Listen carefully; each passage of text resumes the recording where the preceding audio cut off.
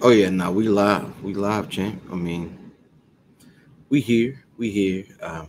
Welcome to the Wiz Buffy podcast, where we're built for comfort, not for speed. Gentlemen, start flowing ahead in a second. In a second, man, we just getting ourselves together. Pardon our pardon our absence last week. Uh, grown men was grown men, and we will. That won't be an often occurrence. But last week, you know what I mean, bunch of grown men, we all kind of had some stuff to do, so we weren't around last week, but we'll be in the mix most Fridays. If you know what I mean, when need be, that being the case, man, we are outside. Um, we should have some fun tonight. We're gonna talk some hip hop anthems. What is an anthem? And some of our favorites. Shout out to everybody in the chat. Everybody, you know what I mean, representing, holding us down.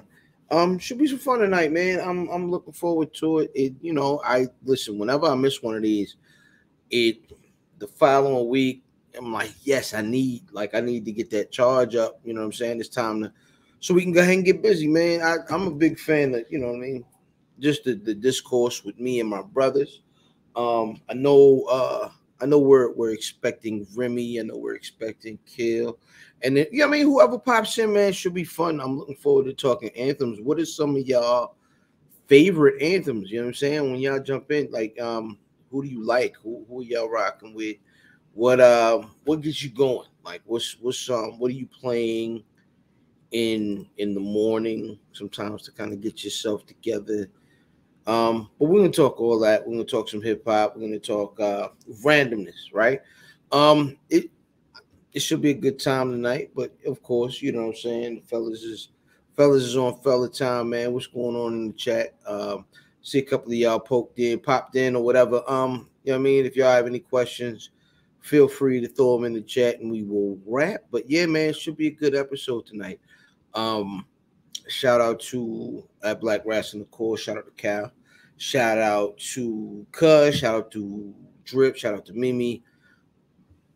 Looking forward to Mania season is coming soon. So of course looking forward to seeing everybody out in Cali. But hey man, if y'all have any questions or comments, man, throw them in the chat. It's gonna be a fun evening.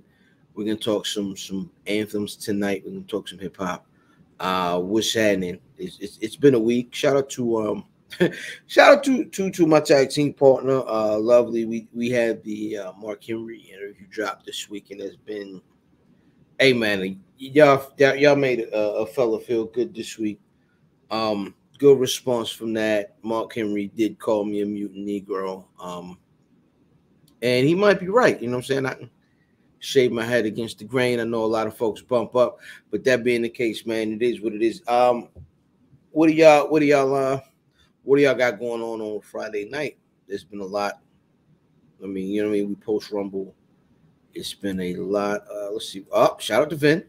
Shout out to Kyrie Irving from running from the grind. I don't know if I'm gonna call it running from the grind. Like, who held him down? Who held Kyrie down? Kyrie said, "Look, I said what I said, and as soon as I said it, the team reprimanded me, the league reprimanded me. Why would I? Why would I rock with him? You know what I'm saying? Why would I rock with him? It's a tough thing. This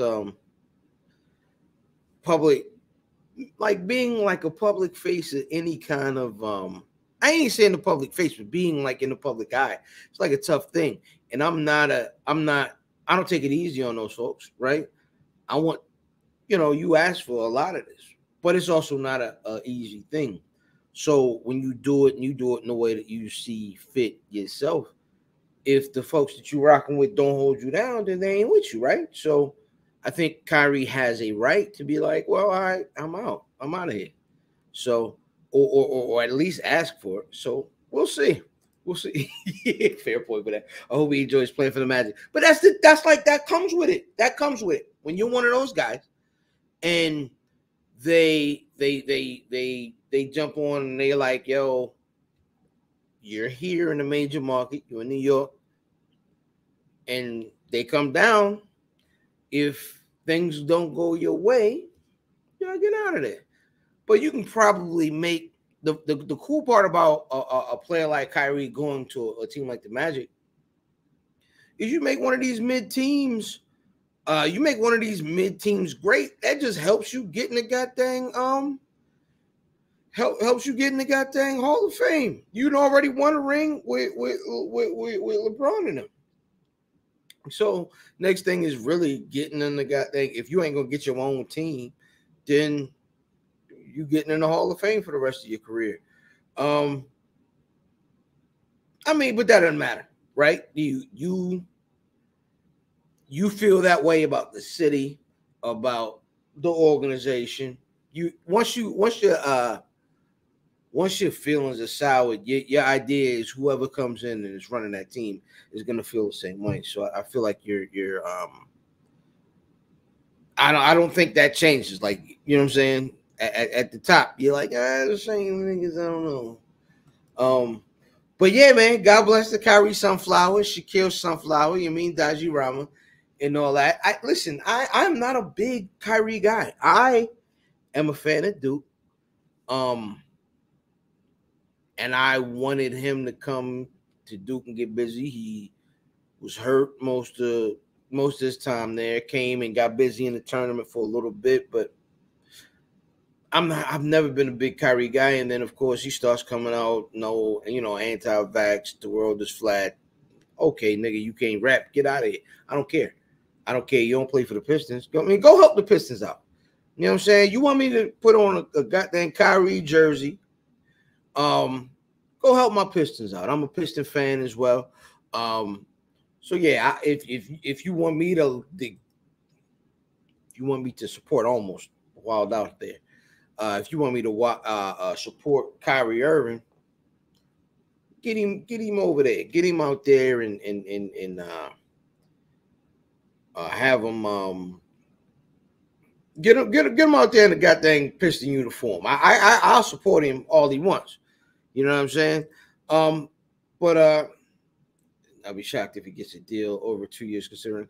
Well, yeah, that's the thing. That's the thing. So you drop the price down. And I mean, Kyrie's great, right?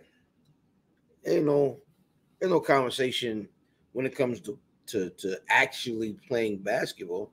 You know what I'm saying? Kyrie's great. But is it worth what you have to deal with? So, yeah, man, I think lesser teams, of course, would be prone to, give up some locker room piece to get a high quality player in there. But I mean, ain't no telling, man. There's no telling. I'm curious as to. I like that it dropped today, and we can have that discourse. But who knows, man? Kyrie Irving is a great player. I don't know if he's definitely not worth the headache to a team that's any sort of contender right now.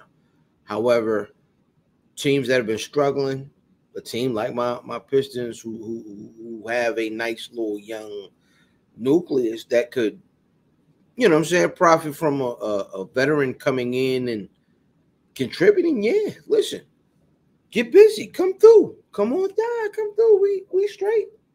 You know what I'm saying? But we'll see. I'm really interested in where things could go. You know what I mean? We are still waiting. My bad. But I'm interested in where things could go and what Kyrie could bring to a squad like that, man. But what else y'all want to talk about? I'm down to talk about anything at this point. Just waiting on folks that are tardy to the party. But it is what it is. You know what I mean? We sit here and kick it. What are y'all plans for the week off? Right, because you get a week off between now and the Super Bowl, and then what are your plans for the Super Bowl? Super Bowl should be fun. You got the Eagles, boo, and you got Kansas City. Everybody got a dinged up quarterback. You know what I mean? We don't know what Jalen Hurts' shoulder looks like. We don't know what We don't know what why can't I think of his name right now? Oh, I know why I can't think. Patrick Mahomes. I don't know why. What his high ankle sprain looks like. So you got two dinged up quarterbacks. One defense that plays well, one defense that doesn't. It all depends, man. If Kyrie, I mean, I'm sorry, Kyrie. I'm still tripping. If Patrick Mahomes is, I'd say 80% or better, I would give the nod to Patty Mahomes just because. I don't know if there's a better quarterback in football right now. So quarterback play determines a grip, but defense at this time of year is really important. So the Eagles have a good chance. Even though I hate them, I hate everybody, everything about the Eagles. I hate that they have one championship because they shouldn't have won that one. That being the case, man, the Super Bowl is always a good time. We talking big commercials. Halftime show talking Rihanna this year. Shout out to Rim, man. What up, Rim? What's up, brother? How you feeling, man? Things are well. Things are well. Shout out to Miss Alabama, man. We are talking wrestling tonight. We just kind of shooting the it shay as it will. What's going on with you, brother? Brother Rim, how was your week? Oh man, it was love, bro. I can't complain. Nothing exciting, just normal 1-2s. What about yourself, bro? Things were interesting. My son's football. We started the week early with the my son's football team made it. You know what I mean? Made it to the bowl. My son is a big Kansas City fan. Okay. So I took him. We went to. I didn't take him to the bar, of course, but we went to Fridays. We sat in a little bar area. Okay. Just like me and we family went out and sat down, watched the squad get busy. So we had a good time, man. That was a nice little start to the week. Ain't nothing wrong with that, man. Who you got in the bowl? We were just talking about this. It's rough, man, because it's all about quarterback play, right? Yeah. You got two quarterbacks that are known that they're injured right now, right? Jalen Hurts has a shoulder, and Patty Mahomes has an ankle. They got some time to kind of get themselves together. They got an extra week. We'll see. Full strength. I don't think there's no. You can't. We haven't seen anybody consistently stop Patrick Mahomes. That being the case, if that defense in Philly is legit, they seem legit. Now there's no way I'm going to continue to talk well about the Philadelphia Eagles while one of them niggas is around here. So I'm gonna chill at this point. Hey, what's up, everybody? Good to see everybody today, man. Pray for everybody's going good, man. Dallas, what's going on, man? Everything's good. The upside down Dallas. I like that, man. I like that. Kill, what's good, guy? What's going on, Remy? Y'all good? Hey, man, just get ready for this thing they call the Super Bowl, man. Yo, I'm gonna be honest with you, yo. I love Philly worry. niggas, but y'all niggas is irritating me with this Super Bowl shit. You could tell niggas ain't never won nothing because they is out of control. We just won. That's one time in like 30 years. Kill, come on, man. Don't act like y'all done won. More, you know what I mean? mean? Once more than 30. We won. Yeah, they got one. They got a Super Bowl. No, Kill. I got a question. We was a franchise for like 4 years and won one, bro. Who's your team? Well, you were Baltimore. Let's be honest. Y'all had that. That's that goddamn Cleveland Brown niggas should be mad at y'all. Why? What are you talking about? That team was built as the Cleveland Browns. The Cleveland Browns drafted Ray Lewis. Oh, you talking about the Ravens? But what was their name? The Baltimore Ravens. That's what they wasn't Cleveland, right? They was Baltimore Ravens. That's what it was. All right, I'm just making sure. That's all. That's all. I'm just saying, man. The Modell's Baltimore over there. I'm real life just trolling though, because I don't even watch football no more. After they got political, I just stopped. You know what I mean? So I'm just trolling, Kill. Don't pay me no mind. I was at a networking meeting. And at the networking meeting, we supposed to be talking about business, and Philly folks was getting up like, yeah, Philly in the. I'm like, all right, my nigga, chill. So you gotta understand one thing about Philly fans is there's any sports team. I feel like there are different parts of the fan base. You have those fan base who I don't care if you win 0-18 the year before. We going to the Super Bowl. You got that kind of fan, and you usually have the we're thinking about things, and then you have the South Philly fans. We don't deserve nice things. They was in the streets. What is that? That's aggressive. That's aggressive. Damn, horse shit. Now, here's the thing that I'd like to explain to people. This did happen. Our stadiums in Philadelphia are all located in South Philadelphia. So you literally can walk across the street to each one. South Philadelphia is predominantly white people. And this is not a knock on this is Philadelphia Dundalk. That is Philadelphia this is not Dundalk. So this isn't no racist shit. This has nothing to do about that. I'm just letting you know that some of them white folk down there, wild the fuck out. Okay, I guarantee you, you ain't gonna find too many niggas from North Philly climbing no goddamn poles downtown, drunk, trying to tightrope, you know, on no shit like that. Like, we're not doing that. So when I saw people throwing eggs at Philly fans, and I was like, yo, come on, man. Throwing eggs at 49ers fans. I'm like, yo, come on, knock that shit out, man. Like, why y'all throwing eggs at people? Like, y'all niggas be aggressive though. No. There are a few things that I've seen from Philadelphia sports fans that I knew, like, oh, these people aren't good people. So, of course, everybody knows that they were the first stadium. The Vet was the first stadium that had like a jail in it. And this one has one too. Right. And of course. Wait, hold on. Pause. You said they were the first stadium to have a jail in it, like active? Yeah, there's a jail that people get locked up at. We don't even feel like arresting you and taking you nowhere, nigga. We just gonna arrest you and go right there in the elevator. That's crazy, God. These niggas threw not snowballs, ice balls of Santa Claus, right? Kale, I'm lying. And no. And again, this is I want you to jump in if I'm lying. And again, this is shit that I'm proud of. Cowboy fan. I'm not proud of this at all. Like, to me, this is embarrassing. Like, I love sports like the next person, but to be throwing eggs at somebody, like, yo, come on. Now, see, when a nigga turn around and shoot you, don't say shit. Yeah. So you know what I mean? But fam, I don't think you're in a position to talk though, my nigga, because y'all like literally pick up ex-cons like it's nothing. Like, I think Jerry Jones staying outside. Y'all notorious, bro. Y'all had a nigga on y'all team who slammed his girl on a bunch of machine guns. Yeah, he was with the team before he got to us, though. Listen, this is how the NFL works. Like, the NFL works like, if a nigga can still play, someone's gonna give him at least the conversation. We can that's light. Him. Yeah, absolutely. Yeah. Absolutely. Yeah. So yes, throwing eggs, they must have money. Why are you wasting money? And eggs are $1 million right now. And you throwing eggs at people. There was the year the after the Ravens won the Super Bowl, right? They got on HBO's Hard Knocks. They went to Philadelphia for a preseason game. So this is preseason. B, it's not Baltimore isn't like a division. Nothing. Storyline there.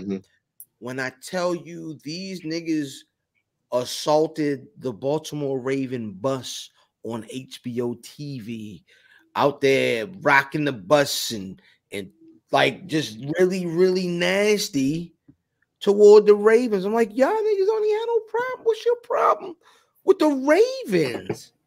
You know what I'm saying? You know what I think a lot of stuff is with Philly fans, and again, I don't like it. It's embarrassing to me. It's almost like a street beef.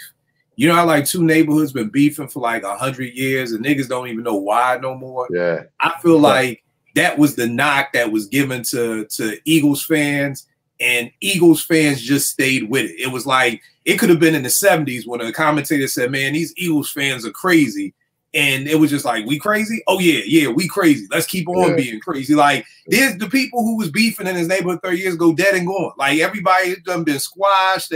People done moved on, became good citizens and shit, but you still got these two neighborhoods beefing just off the rep. So I think so many of these fans act like this just based off of it's the rep. It's who we are. You know what I mean? So you know, we just got, like you said, we don't got no beef with the Ravens. So, but it's like, you know what? We're crazy. So let's go be crazy. Like, let's keep acting a fool. So this is what we're known for. So let's keep doing it instead of being like, yo, that was some nut ass shit that we was known for, man. Like, because my biggest thing is this, man, again, it's sports. If I come to a Ravens game, I should be able to wear Eagles jersey. We talk trash. We bust it up and everything like that. And then we go home. Like in Philly, nah, you wear another opponent's jersey, you could get dumped, you could get beat up, you could get eggs thrown at you. And to me, you're not people, these are hardworking people. You can't pay money for no game to come get assaulted. Like that just it doesn't See, that's the thing for me. Like I've been invited to Eagles Cowboys at the Vet, Eagles Cowboys at whatever stadium they have now. Yeah, Lincoln Financial. Yeah, the link. I haven't made it, but just scheduling. I go. I'm not a small guy. I don't think niggas is going to fool with me. However, I think that's definitely like a deal. Like I went to the very first NFL game I went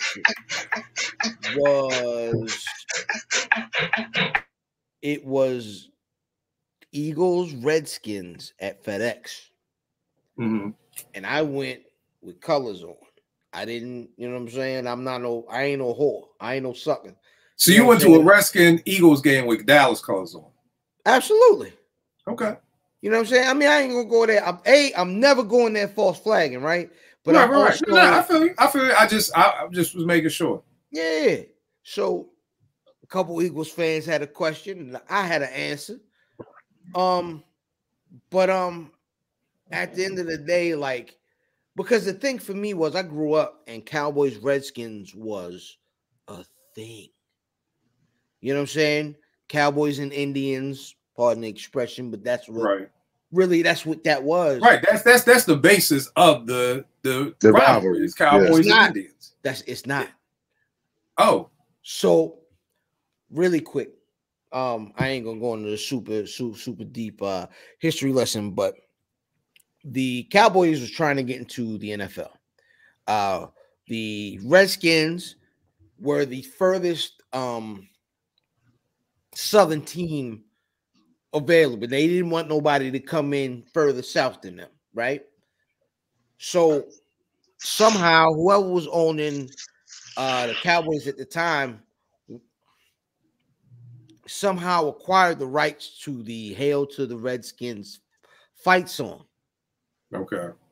So them acquiring the rights to that, the Redskins' original owner trying to keep the Cowboys out of the league, they ended up in a negotiation where the Cowboys got into the NFL at the time and then sold the Redskins' rights back to them. Really is the actual like that's the beef of the rivalry. That's the real reason that rivalry started. Now they're the Commanders now. We never lost to the football team. We are 1-1 against the Commanders. So that is where that rivalry lays right now. And it's funny because that's dope there. That's the core. I just remember being a little kid and being like Cowboys and Indians. You know what I mean? Like, so I'm sure that played it even more, you know, because if it was the Dallas Senators, you know, I don't know if even with that beef, I don't know if it still is as big as it is based off of the Redskins, the Indians versus the Senators type thing. You know, it plays into it even more. It makes it even more intriguing like that with the Cowboys and Indians. The truth is, in that rivalry, I mean, in that division now, the rivalry is the Eagles and the Cowboys. Yeah. Redskins is like the old girlfriend that still thinks she got a shot. But you know what I think it is, bro? I think it's still that Cowboys and Indians. There was a time when Steve Francis was at Maryland, and to me, Maryland Duke was more exciting than UNC versus Duke. There you go. That was the biggest rivalry. But it's still, to this day, it's like UNC versus Duke, and it's tired to me now. Like it ain't even fun. No. It's tomorrow, and nobody cares because neither team is good. Right. There was a time, man, back maybe about 15 years ago. Oh my God. UNC versus Duke was so big. Every ESPN had it on from a different camera angle. Yeah. So like, it was with the big games. There is the regular broadcast, there is the like from in the stadium broadcast where you hear the actual announcers. There is like I guess ESPN Deportes where they're like, oh, sunde, balonto, like them guys, and then you got there's the they have like in like niggas on couches talking about this is cool and. Yeah, but bro, this game I'll never forget. They had the different camera angles like a video game. Like they like if you want to watch it from behind the bench, you could go to ESPN 1. ESPN 2 has it from courtside. And it was just like, and like you said, now nobody cares. But them Steve Francis, Juan Dixon teams, man, I would rather watch the Maryland Duke games than the UNC Duke games. But again, it's all about UNC Duke. But man, them Juan Dixon games, man. Hey, real quick too, man. Alabama said, "Is he pumping?" I was lighting up the fire, so pardon the noise, man. I ain't know y'all could hear that. My bad. He was stoking the fire when I started hearing it. I did cut the audio, but at first I appreciate it. Yeah. My bad. Yeah. It's in the I got the joint, the bellow. Yeah, I was getting after it, man. My bad, though. I ain't mean to interrupt anything. No. We was good. Hey, but look, real talk though, Kill, I give you respect, man, because you one of the only niggas who I see that will actually address if their hometown is doing some fuck shit. Because a lot of niggas be so dedicated to where they from that they don't acknowledge the bullshit that go on in their states. You know what I'm saying? Bullshit is bullshit. Kudos for keeping it real. Yeah. Thank you, man. But it's like bullshit, man. If you doing some, that's just some nut ass shit, man. Let people come to a game. There shouldn't be no reason why 49er fans can't fly out here. Go to the game, enjoy. Like I'm all for the shit talking. Yeah, I'm all for that. Yeah, but dude, you throwing eggs at people, and it's like, come on, man, it's embarrassing, man. Like, no, I'm catching a fade. I'm telling you, I'll be supporting the whole goddamn stadium. That's crazy. You can't be. Like, don't put your hands on me, bro. Yeah, and again, this is why we got a fucking precinct in the damn. And to me, that's embarrassing. To me, that's embarrassing that you got in jail. Man. You got to design a jail, and you got to tell the architect, "Oh yeah, don't forget to add about 9 prison cells." Like, I'm sorry, you want what? When you want in the basement, prison cells? Like, that's embarrassing to me, dog. Like, yo, but some of these niggas that be like running on the field, I be looking at the security tackling these niggas. I be like, they need contracts, man. Some of these boys is agile than a motherfucker, man. Yeah, man. Yeah. It's because I think a lot of them niggas be like, they be planning it like, I wish a nigga because you know, here's the thing: if you really a security boy and you bout that life and don't nobody ever do shit, it's like, man, the second they do, they like, oh, bet it's on. Like, let's go. You've been waiting all season. Woo! I wish a nigga would. Right. You are waiting for a nigga to run out. Can you imagine? Like, y'all be fighting with each other. Who gonna go get them? If you catch one of them niggas that like get on them, skydive into the stadium and you waiting for this nigga to come down, you probably hype this shit like, a nigga coming in a parachute. A nigga like it. You're like an outfielder. You're an outfielder. Wait for the Oh man, I'm gonna make the news tonight. Yeah. All right, so really quick, switching gears, right? Kill, I got a question for you. This is I am not a prideful man, as in like I'm not scared to ask questions. A lot of niggas wouldn't ask a guy like, "What should I do?" You know what I mean? I'm gonna ask the question.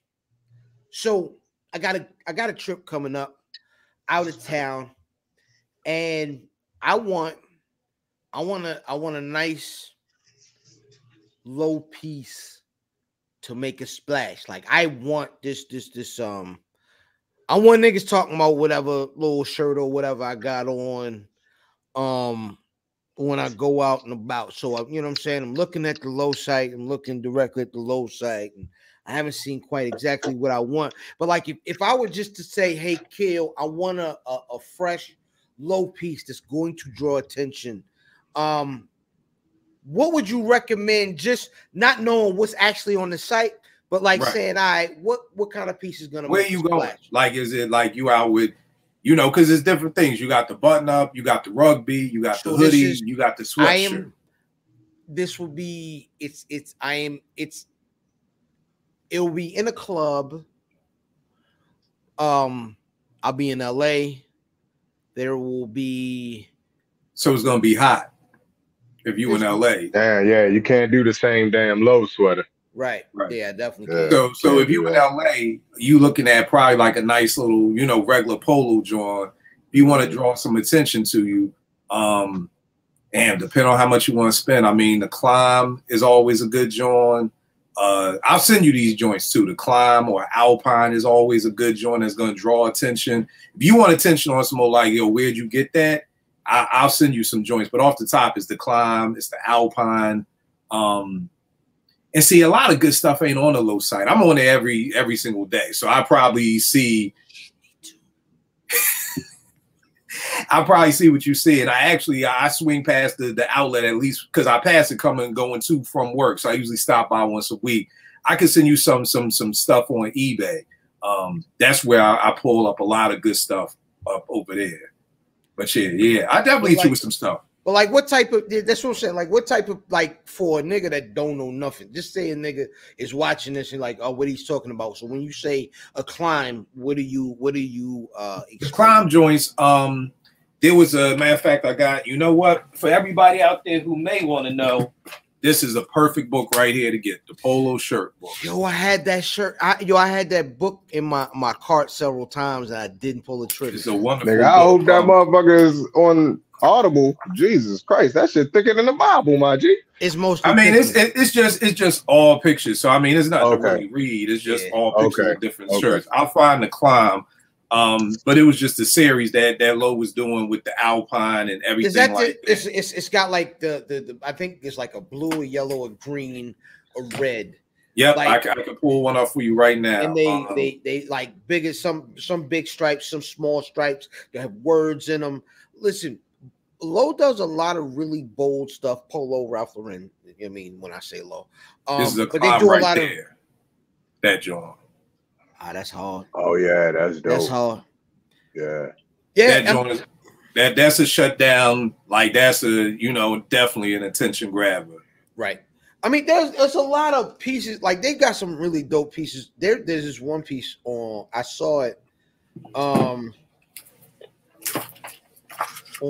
the website first, and then when we were out in Vegas, I saw the shirt. It's a green Lowe. And Caesars? Yes. My man. That's where I got my coat. That's really the best Lowe store I ever been in, not to break your word. No, same. Yeah. 100%. That's crazy, man. We go in there and I see this shirt, right? And it's green. It's a Kelly green. But it's not and then it's an actual polo, like it's 3-button collar, the cable knit, the tougher knit, not the soft. I like the tougher knit as opposed to the soft. And when I tell you this piece is insane, because the front of it, there isn't the legendary polo pony that's on your actual shirt. It's a full image on the front of the shirt, right?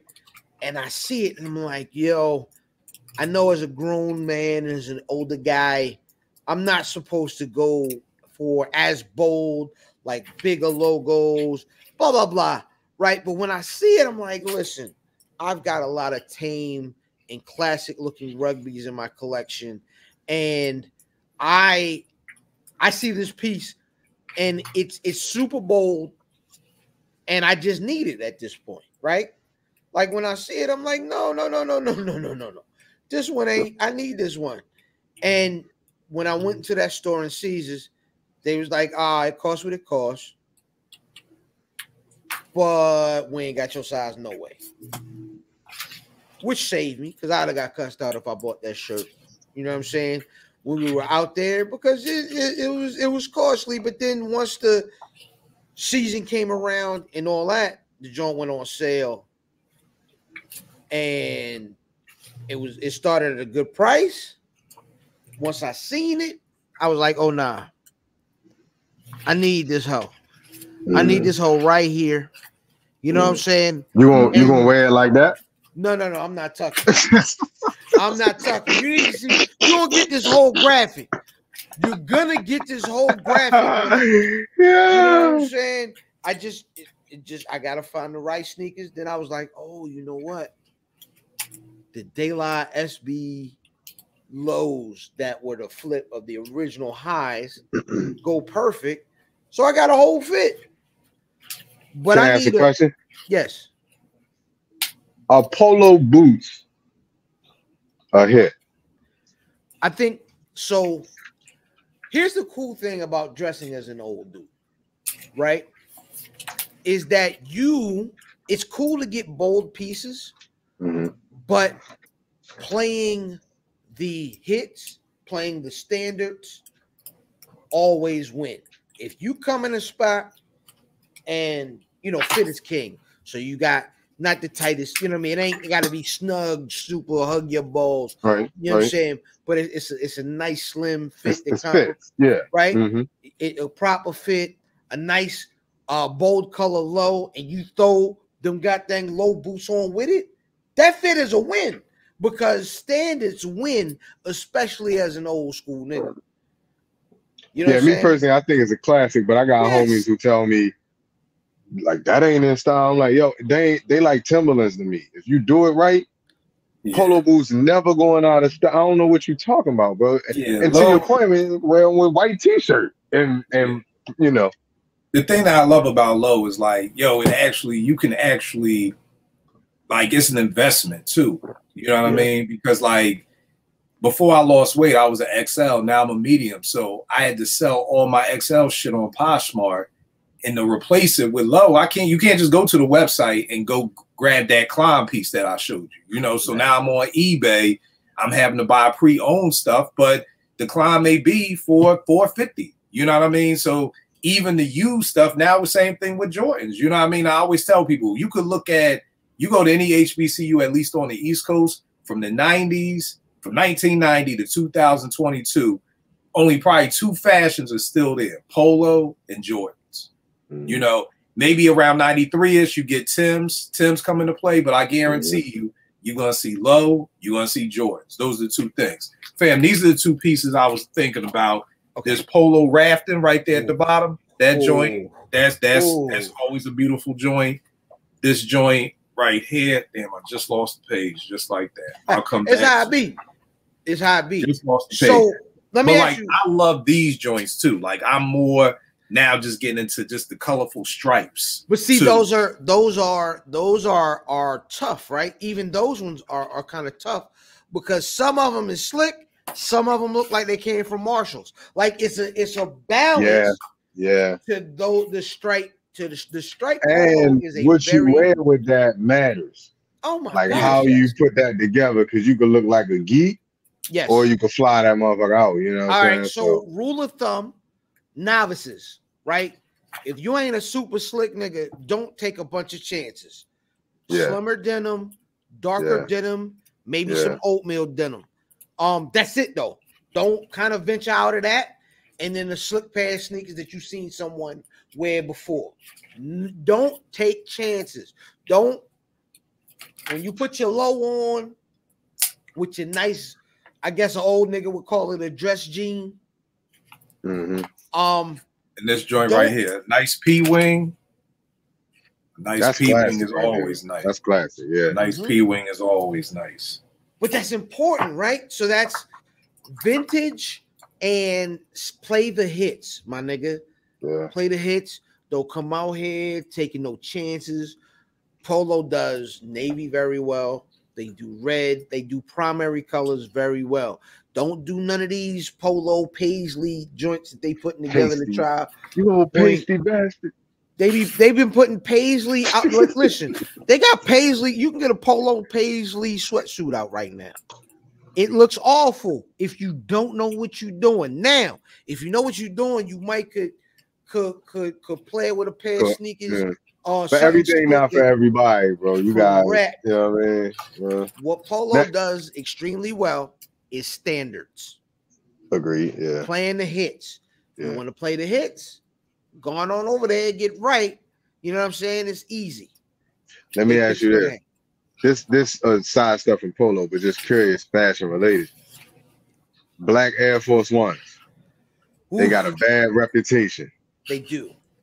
but I got a fit that I've been putting together in my head that I just think these black ones, I think I'm gonna get them, bro. And I think you I'm should just rock going. them, man. I think I'm just gonna do it. Yeah, you know what I mean? Like, man, I think to me that's the beautiful thing about fashion is that it's supposed to be a reflection of your style.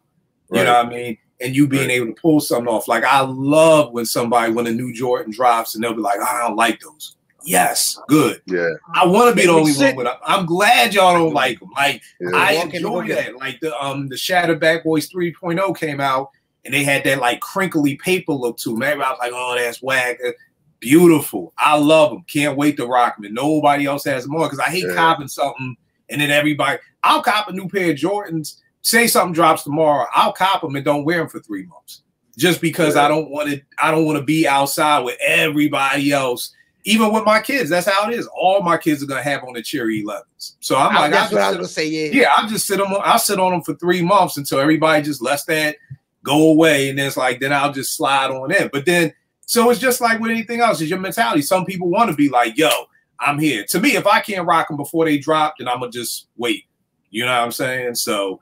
That's the thing that bugs me with Jordans now. Like all these people on YouTube got the white cement 3s. Y'all seen them joints? They doing the that whole throwback reimagined. Yeah, the reimagined joints. And I'm like, yo, on feet, dog, they don't come out till March. And niggas been doing videos since December. I'm like, you know what I mean? So, but yeah. I say try it, Remy. I say pull that shit off, man. Oh yeah, this classic Jordan. No, but yeah, that's crazy. Listen, here's for me. Yeah, it's for me. I always say do it, right? Because what's the worst that can happen? It don't go off. What happens if it don't go off? It's more the stigma because, like, I ain't no reckless, violent, crazy nigga. You know what I'm saying? So, right. like, that's the stigma attached to that shoe. But I think because I'm not that, you just won't get that if I got it on. I ain't gonna be out in the street all fentanyl doing no crazy shit. So, you know, I don't know. I just been wrestling with that in my head because for a while I just backed away from it. But I seen the way I seen this fit that I'm gonna put together, and I was like, yo, some black ones would just go. It's either that or some black Tims. And I got some black Tims, but I want them black ones. Mainly, another large portion is what Kill touched on, like because nobody wearing. Yeah. You know what I'm saying? So I like that. Like when ain't nobody doing it, I want to do that. You know what I mean? And that's the thing, bro. And it'll be the whole fit. So it's not like you just go into the fucking Giant with a pair of black Air Force Ones on. You know what I mean? It's like, yo, this nigga may be about to kill everybody. You going out and it's a fit on, and people gonna be really looking at the whole fit, not just, my biggest thing, bro, is, man, fuck it, change the stigma. Be like, that's my attitude. I'd be like, fuck it, y'all think these whack? Bet money after I rock them, niggas gonna be like, fuck, you know what I mean? And even in my head, that's just me. That's just my mentality. And niggas could be like, still, we don't give a fuck. But in my mind, I'm like, nah, like, and to me, it's always about the confidence. Like, Pooba doesn't get enough love for just being the fashion icon that he was, because Grand Pooba. Shout out to Tommy Hilfiger. You welcome. Yeah, without Pooba saying Hilfiger, Jabot's hanging baggy Hilfiger on the top, like that line right there, is what put me on the Hilfiger. You know what I mean? And I remember when Pooba would be in a video, it wasn't just let me hear his verse. It was what is he wearing at the same time. To this day on Yo MTV Raps, what's the 401 with Mary J. Blige? He has this long sleeve Alpine joint on. It goes for like $1,500. Like to this day, I've been looking for that shirt. I'm not paying $1,500, but it's like, it's just, I'm always like, oh shit, Pooba's on stage. What's he gonna wear? What's he gonna wear? And I can't really think of another MC that I would be like, what am I going to, what's this person going to wear? What you got, man? There is another guy. There is another guy who I always call my fashion North Star because every time I see this nigga, he's super fresh and he's not a slim guy. So even more so as a bigger dude, you know what I'm saying? You be like, he fresh. And he's a bigger guy. So, like, always my fashion North Star has been Raekwon the Chef. That Ray right. Ray got some dope stuff. I mean, Ray made the Snow Beach what it is. Man, you know what I mean? Like, I mean, that shit. I was looking at some Snow Beach. I mean, somebody had one for 7,500. I'm like, yo, that's a car, my nigga. Like, Yeah. like, god damn, you know. So yeah, Ray's always had some shit. You know what I mean? Yeah. And it slept on, but like Puba was just like, that nigga was just, he always gonna have something fly on. You know what I mean? A dope low piece, a dope hill figure piece. So, you know, somebody who like a lot of people give credit to for being a fashion icon or whatever, that I'd be like, that shit, I don't be feeling a lot of it. That's just me personally. Lately, back in the day, I think he was, but lately it's been crazy. Fabulous. Some of the stuff I see Fabulous put together, I be like, what? I feel like he's chasing now. It was right when Fab was in his bag. I felt like he was setting, like we didn't see a nigga doing what Fab was doing. Now I feel like Fab is putting together pieces. How crazy can I get? Younger niggas do already. So no, I completely agree. And the wild part, man, is so many of these rappers got stylists. You know what I mean? So it's like, you know, here's 3 fits. You know, you still got, like you said, you still got to approach that young crowd. You still got to appease them and everything like that. You know, and I seen Fat Joe with them boots on. You know what I mean? It's just like, you know what I mean? What boots? What boots Joe yet? What do you have? It was like they just look like moves. Just Google Fat Joe boots. I'm sure it'll just come fresh up, man. Yo, he had a jean outfit. And he had like tight jeans the coat on. Was like, young. Listen. See what I mean? I literally just Google whatever comes to mind. It's some wild stuff. I just literally Google Fat Joe boots. I'm sure it's the first. But yeah, like, you know. And Joe was tripping. Yeah. Joe was tripping with that fit. But you know what it is too, man? Like the new era isn't really about is it fly versus how much did it cost. My nigga, his jeans got buttons and a zipper. Bro, why you need both? He had fly buttons on. I mean, here's the wild part, yo. I've seen Conway and West Side Gun wear some crazy shit that I know that is a fact.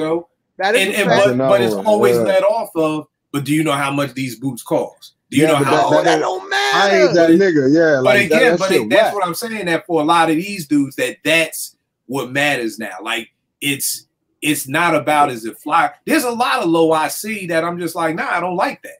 Whereas I'm sure there's another person who's like, I don't give a fuck how it is. That's low. It costs 500. I'm gonna buy it. And I'm like, yo, I'm not buying nothing that I don't like. When I shop, I'm looking at it like, if this wasn't low, would I buy it? No, then I don't buy it. You know what I mean? Balenciagas with the soles, them shits is trend ass, bro. High fashion, I don't give a fuck. High fashion chunky sneakers.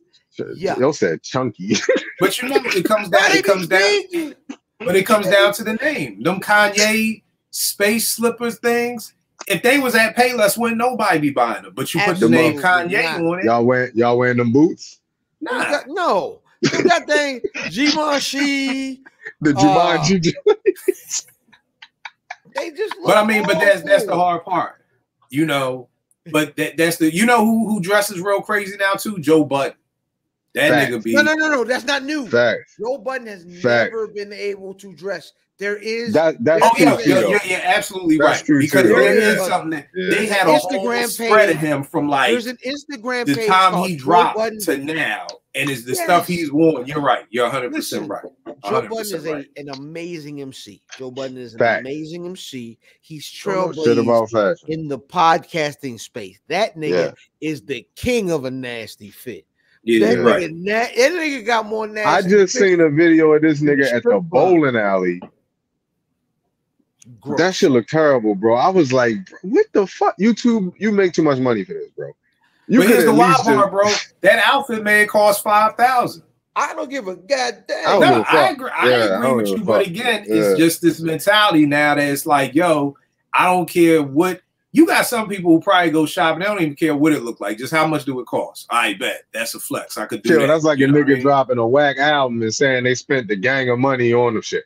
Like it don't matter. You know what I'm saying? Like this shit is God. But the wild part is, man, is this younger generation market is just based off of how much did it cost. So it ain't even about is it ugly or not. It's just somebody asked me when Meek and Cassidy were going back and forth who were winning the battle, and I said, shit, if Meek pull up in a Wraith with 2 bad joints with him, he done won before Rhyme got spit.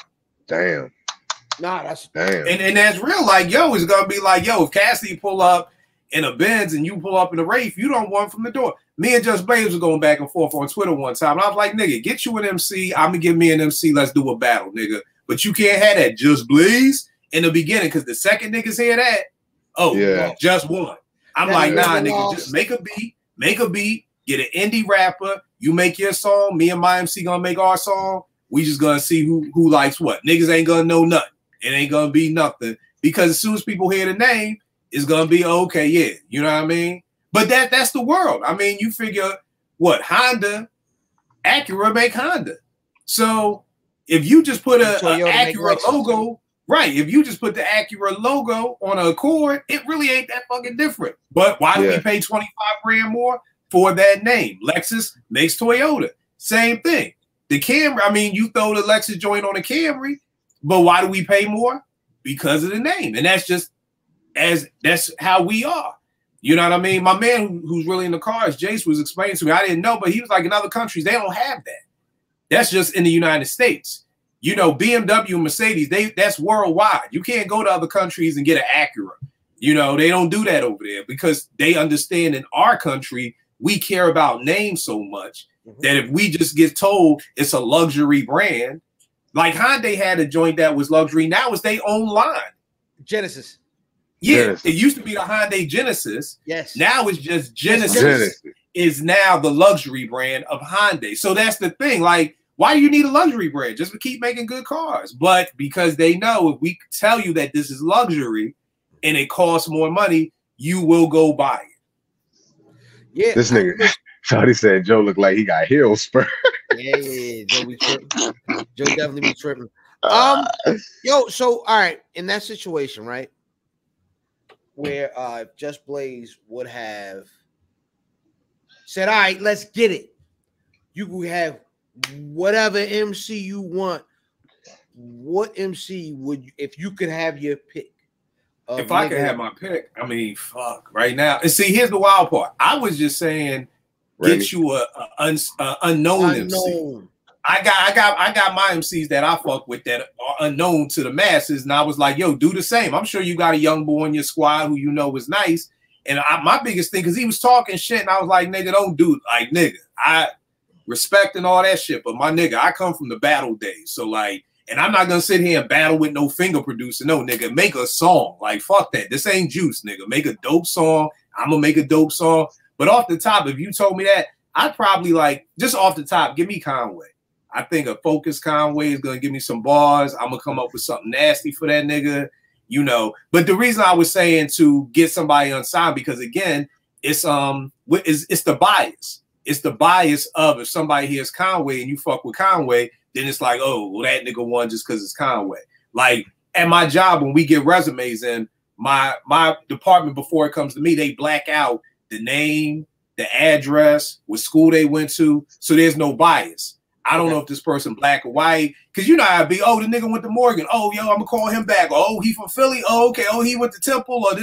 Or you got the flip where people be like, oh, that nigga from Southeast. Nah, we ain't hiring nobody from Southeast. This way, there's no bias. All you're seeing is their qualifications. Yeah, that's it. Yeah. You know what I mean? And that's the same way with music. I know a rack of niggas who be like, that song whack, but it's my favorite rapper, so it's shit dope. You know what I mean? So it's like, your job owned by black people or white people? Just curious. Ooh, that's a good question. It was started by white people. Our new executive director, I don't know what she is, but it was started by white people for years. Okay, it was white people, but through the DEI work since George Floyd, you know, DEI is the new thing that all organizations are doing now. So it was because of that, like it just said, this removes all the bias, because you have the people who will hook their person up. Oh, that nigga from the West Side. I'm from the West Side. Yo, I'll give him a call. This way, it's just, all I'm doing is just looking at your qualification. I don't know if you're black, if you're white, where you from, what school you went to.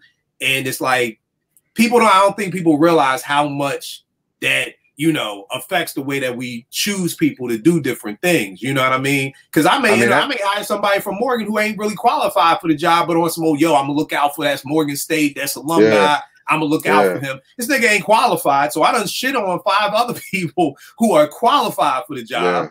And I'm looking at it like I'm hooking them up. I'm hooking the brother up. This alumni, this is what this is supposed to be about. And maybe it is, but at the same token, I know this. I'm not hiring no nigga to be my driver, and the nigga ain't got no driver's license.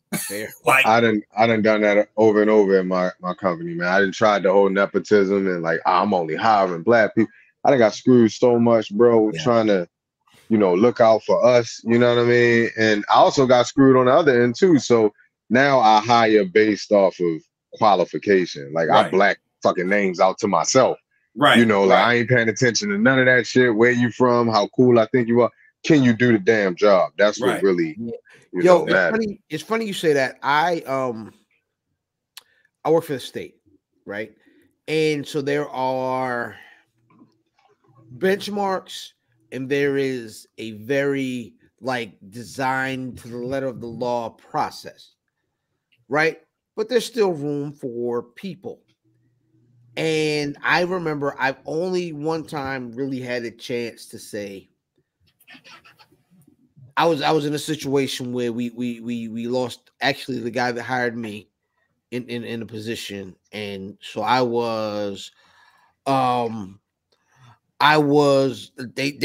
were on the panel, and at the end of the panel they said, hey, look, the truth is we have these benchmarks we need to hit. However, you are going to work with this person day to day. Who should be this guy?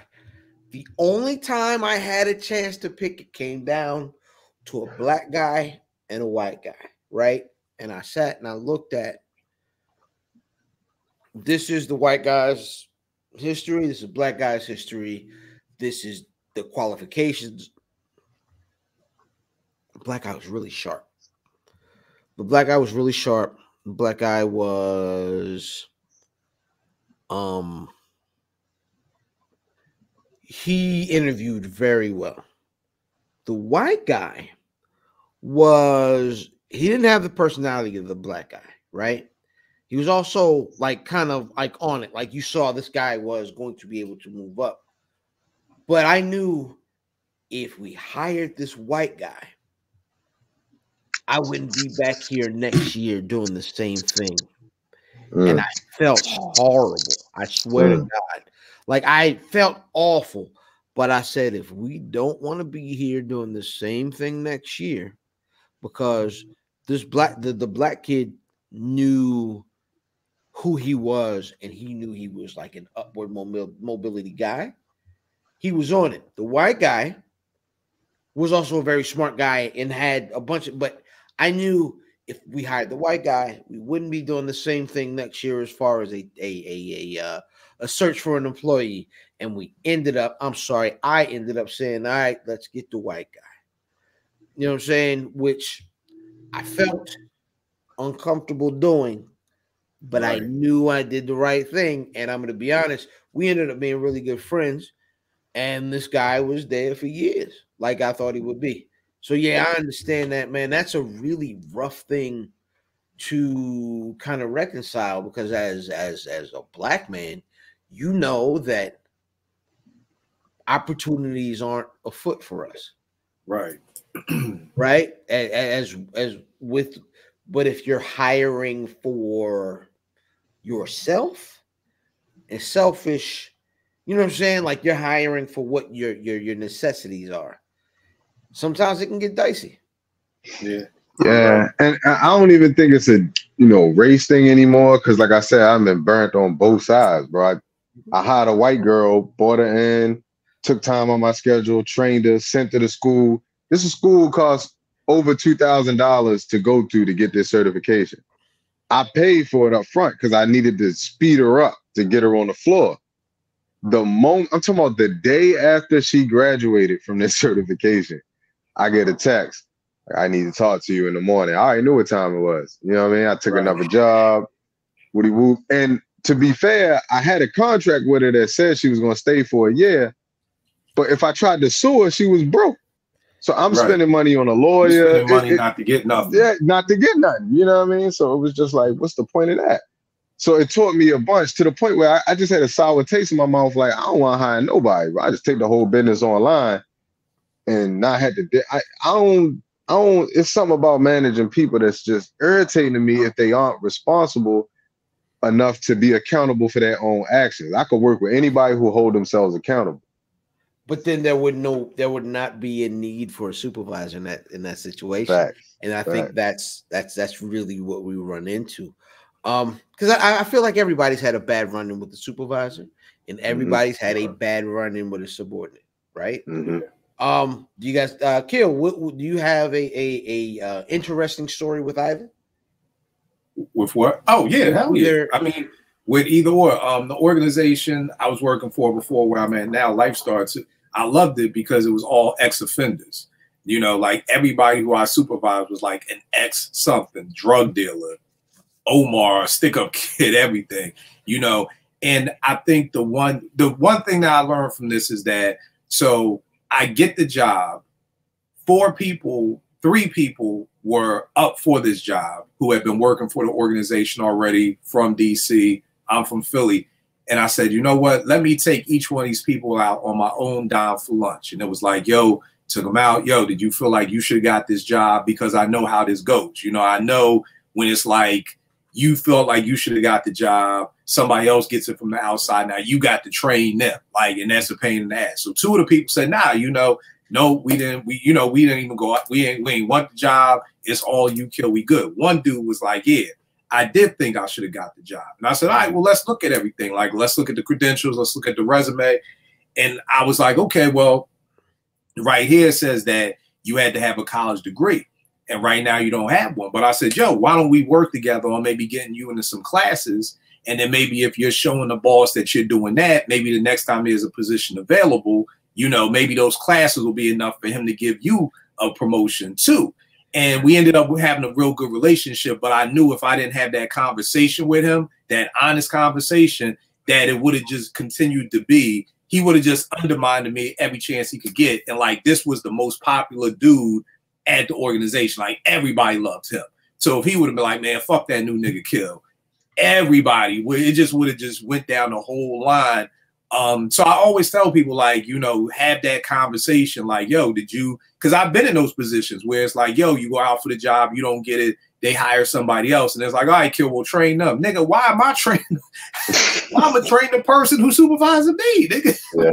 Yeah. Like, what sense do that make? So it's almost like it's a smack in the face. And one of the things I do love about my new gig is like the new ED really listens, because it's like, yo, instead of hiring somebody else, let's look at who we got. Let's train them. You know what I mean?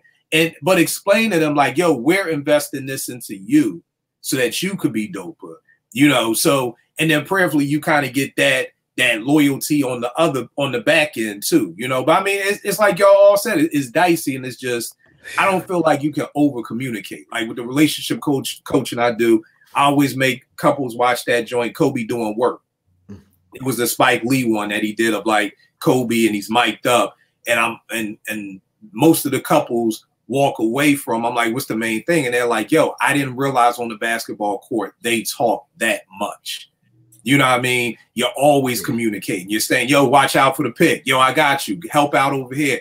They had no idea that they talk that much. And I'm like, that's the real thing with any type of relationship, business, romantic, friendship, sibling. If you want to be great, you have to communicate. And sometimes you communicate a lot. You may feel like, God damn, do we got to talk this much? If the goal is to win, absolutely, you may have to talk that much. And a lot of times, I forgot the thing. I look for it in my phone, but it's a quote I go by, and it's like, you know, it's something like, you know, I'm gonna find it because I'm gonna fuck up the quote, but it's just really about the importance of communicating. You know what I mean? So let me ask a question. How do you guys feel about this phrase? Professional loyalty. 2 totally different things. You know, one, hold on, I found it's called, it says, when we avoid difficult conversations, we trade short-term discomfort for long-term dysfunction. That's a fact. And that's what it is. That so many times we don't want to have those discussions, and when we don't, it's dysfunction. I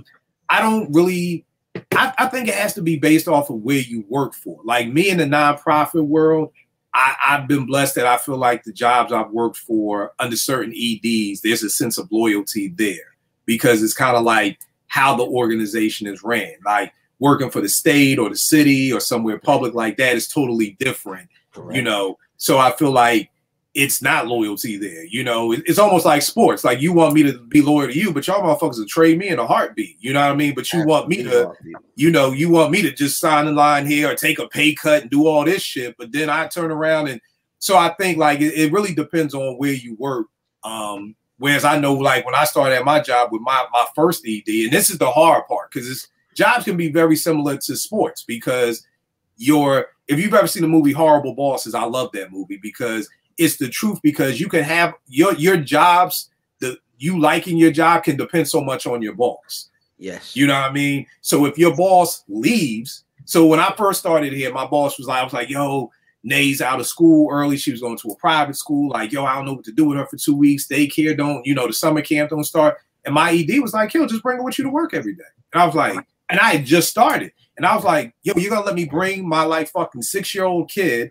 And keep in mind, I work for an organization that works with kids. So she was like, yeah. And like took a bowling, did all this shit for me. So for me, her doing that for me, I was like, yo, whatever you need from me, I got you. Kill, can you work Saturday? No problem. I got you. Like it was a thing.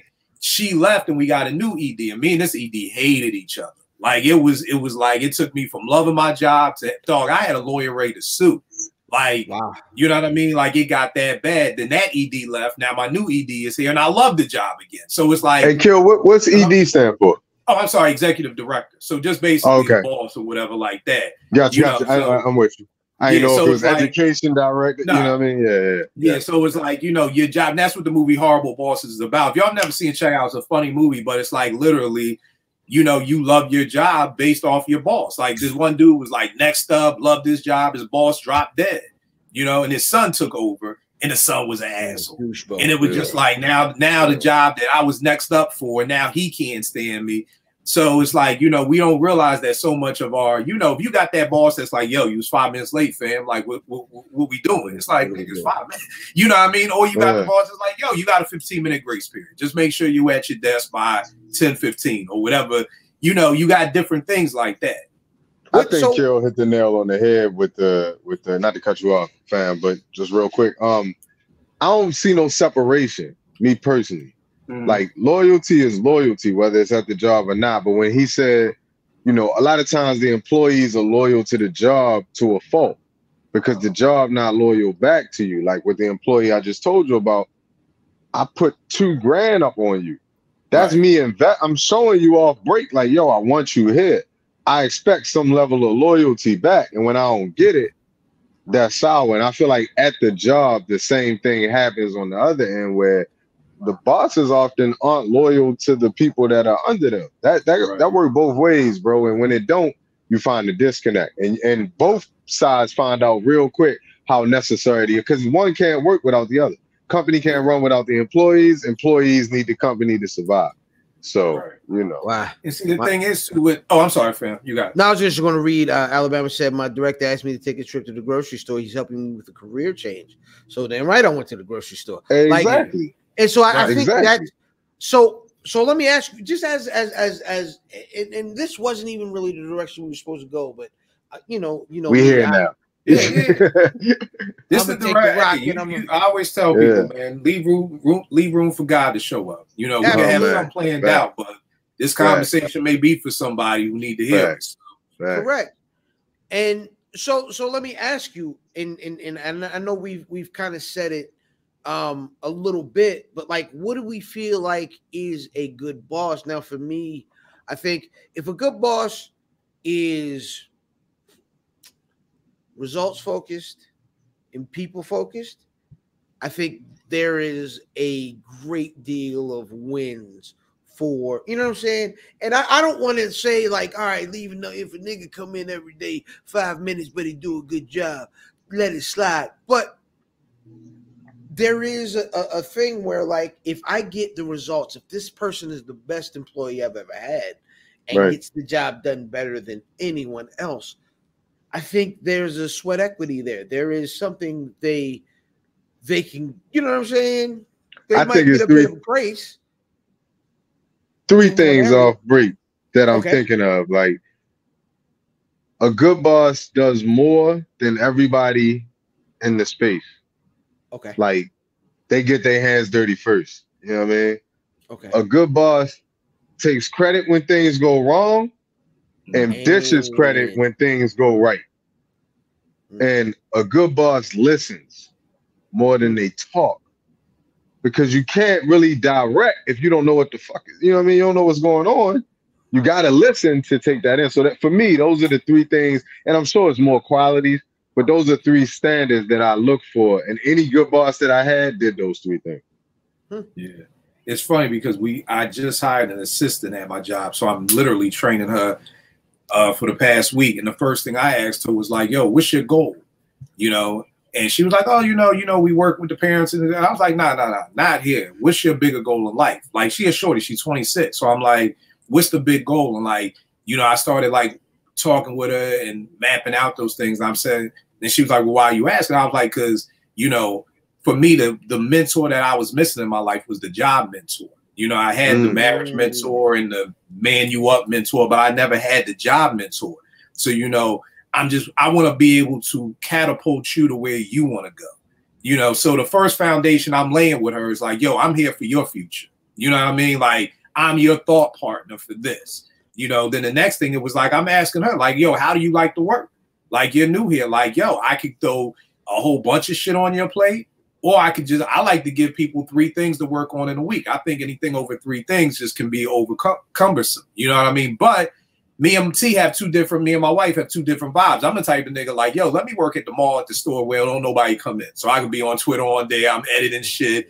She's like, I'd be bored out of my fucking mind. I need the job that's popping like that. So I'm asking her, what's your style that you want? Because I don't want to be giving you 3 things and you bored, like, damn, I don't got shit to do. And you really, so I think it's a lot about just talking. It's the communication again. It's like, yo, what do you want out of this position? And how can I help you get that out of this position? Right. I think, yo, you know what the worst type of boss is? The micromanager? No. Yeah, for me. No, it's a worse. There's a worse boss than that. Is the CYA boss. What's that? Cover your A. Cover your arse. That guy, that woman, if that person isn't, because CYA means I'm not results focused, right? I just want to do enough that like I'm covered if it goes down and things don't go well, right? So you're planning for failure at that point. And that's the roughest thing to live through. When you get a results-oriented boss, the only problem is that in a situation like a bureaucracy, there's a lot of red tape. People are going to not, especially the higher ups, aren't going to really take to those people, because what happens is they get results and they're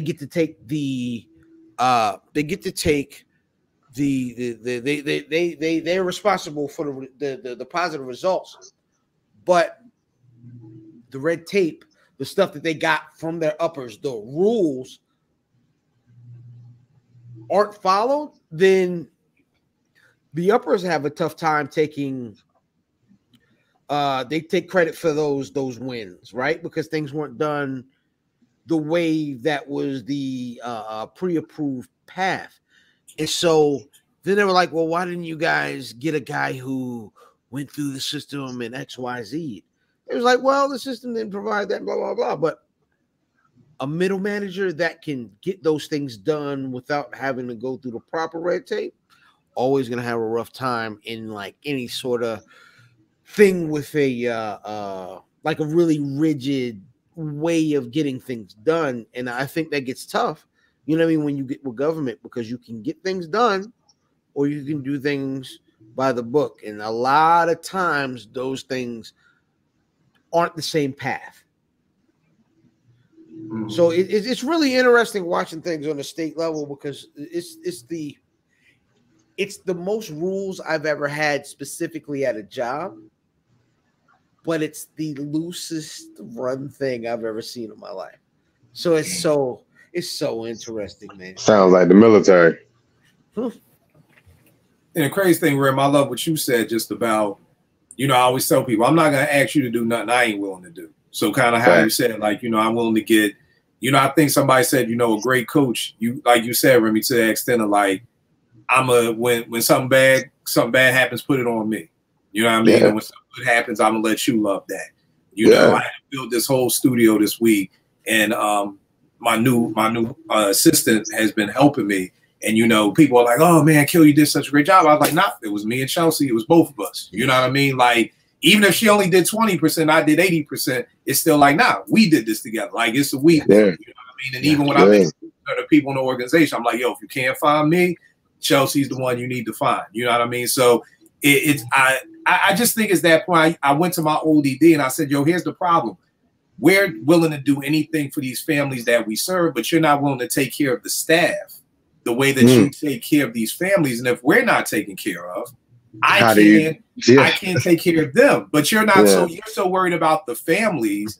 Like the one who left literally told me and my other supervisor, we both had kids, and she was like, "I don't care anything about your kids. It's all about this kid. Me and my husband are trying to have kids too, but it doesn't matter." And I'm like, no, there's a big ass difference between trying to have kids and having them. Yeah. What I just heard was, you don't give a fuck about my daughter because we putting all our energy into these kids. And I'm like, nah, that ain't how it's gonna go.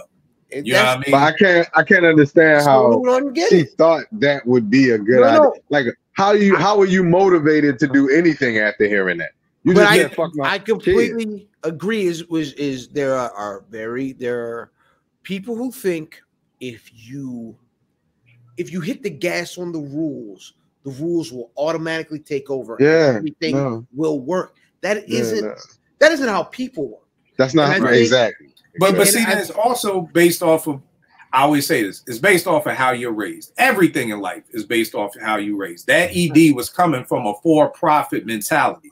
So her mentality was, you're just somebody who can do a job. I can replace you. Like, no, not in this work, not in working with these families, not in working with these children. You can't just replace a kill. Like, I have a gift for what I do. When you're working in the IT world, maybe it is just like, oh, we'll get rid of you. I'll get another IT person who can do this.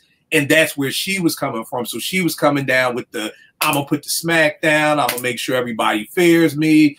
But again, that's not working in this nonprofit world. And it's about the culture of your job. So one thing the new ED now is trying to really do is do a culture shift. And I did this presentation on have y'all heard of 5 love languages? Great book. They have the 5 love languages at work. You know what I mean? And I did a presentation on that, and it helped us to realize, like, okay, these are the people. Because my job was very heavy on, oh, you do this, you'll get a $50 gift card. If you do this, you'll get a $100 gift card. You'll do this. That works great for me because my love language at work and in life is gifts. So you got a $150 gift card, let's fucking go. You know. But for somebody else whose love language at work was quality time, and that may have meant like, fam, maybe you on an island with Where's Buffy. You don't work with me and Remy and the rest of us, and you feel lonely. So your love language is us coming together to help you do something for the show. You getting us offering gift cards is talking to your love language. That's not helping you. Right. So by doing this, we were able to see, like, these are people who want quality time. These are the people who need this. These are people who need that. So now we kind of can remember, and we have it up on the wall in our office to kind of remind us, okay, if I'm going to Remy, I know he wants a thought partner with things. So I may say, Remy, what's up, man? What you working on? You know, or instead of saying, if you need anything, let me know, it's more of a, hey, let me help you. Because certain people don't feel right saying I need help, because then that sounds weak in the workplace, like I can't do my job. So it just helps you maneuver and to find out what motivates different people. Because if there are 5 different ways to motivate people, and all we was doing was throwing gift cards and shit at people, you know, we had if you've been here 5 years, you get a month off sabbatical. Like, that's cool, but for the person who wants quality time, who's working on an island, that's not helping motivate them. So it's really finding out what motivates your team, because it's going to be different things for different people, and learning how to speak that language. And that's why I can say, like, the job is the best. I've been here 11 years. It's easily the best it's been, because the new ED is open to that. Like, the old ED, I would have been like, yo, we should do a love language thing at work. Kill, get the fuck out of here. Ain't nobody doing love languages. We ain't taking it. How much is that kills your creativity too. Yeah. Right? Because how enthused are you going to be to go next time when you come with a great idea?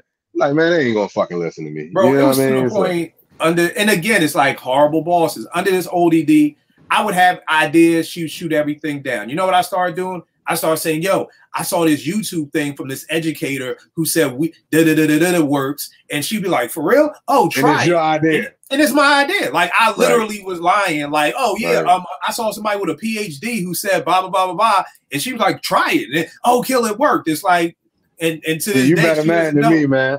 I'd have let her run that whole fucking business into the ground. I wouldn't have gave her one idea. No, but I'd you have don't. run this But shit you into the don't. ground. But you suffer. But you suffer from that after, actually. But you know, the other hard part is too, man, it's because it's by being nonprofit. Yeah. Facts. So it's like, So the goal get that. is, if Yeah, I let you burn this shit down, these kids is the ones that are gonna suffer. You know, that's a little different. But if the kids that's what I'm saying, for the involved, nonprofit world, it's different. Like you said, if this is canon, fuck you. I'd have let you run this bitch into the ground. I don't give a damn about these Xerox. And I'd have said, and when it came down, I'd have been like, she did all this shit. Exactly. You know what I mean? But it's almost like, you know, that's why I'm always like, with your goals, the goals are gonna dictate what you. It helps you decide what you want to do easier, because that's where I was at. Like, yo, I'm gonna just let you fail. But I'm like, fuck, man. I'm gonna be honest with you, bro. I never in my life, in the military, out the military, working civilian job, whatever the fuck, I never in my life had a boss ask me that question. So when you said that, I'm like, what's my goal? Oh yeah. Like, and not like I've had it in the military, like, what do you want to do career wise? But you were specific, and she was like, well, I want you, like, nah. What's your goal? Right. Like, if a boss would have said that to me, I would have been like, damn, this dude really like involved in what I got going on in my life. Right. That would make me work harder. I don't understand why people don't think like this, man. You know what I mean? Like we're a lot of people, we're not relational like that. Like, you know what I mean? Like, just about to use that word. Yeah. We're not thinking like how to build this relationship, because you know, my biggest thing is like, what you want with your goal is going to help me realize what I need to do for you. So if you're telling me you really want to get big into politics in DC, then yo, when I'm meeting with MPD and the police commissioner, I'm going to take you with me. So then that way you're going to be able to make these connections. Right. You know what I mean? So I'm like, I don't want to bring you, my biggest thing is I don't want to bore you. So I don't want to bring you to every meeting I have to go to if it's not going to line up with what you want to do. I can come back and tell you what we got from the meeting, but if I know that this is where you want to go, okay, boom, these are the people I want to connect you to. I want to make sure that you're making the right connections. So when you're done with Horton's kids, you've met the right people so that you can go on to your next place. You know what I mean? So, I just always live by, like, I wish Brock was here because he could testify to this. Like, one hand wash the other, both wash the face. So if I'm looking out for you and you see that, it's almost innate in a person to try to reciprocate that. It's like, you could test it. You could go out in public, or, you know, you in a group setting and you give somebody a compliment.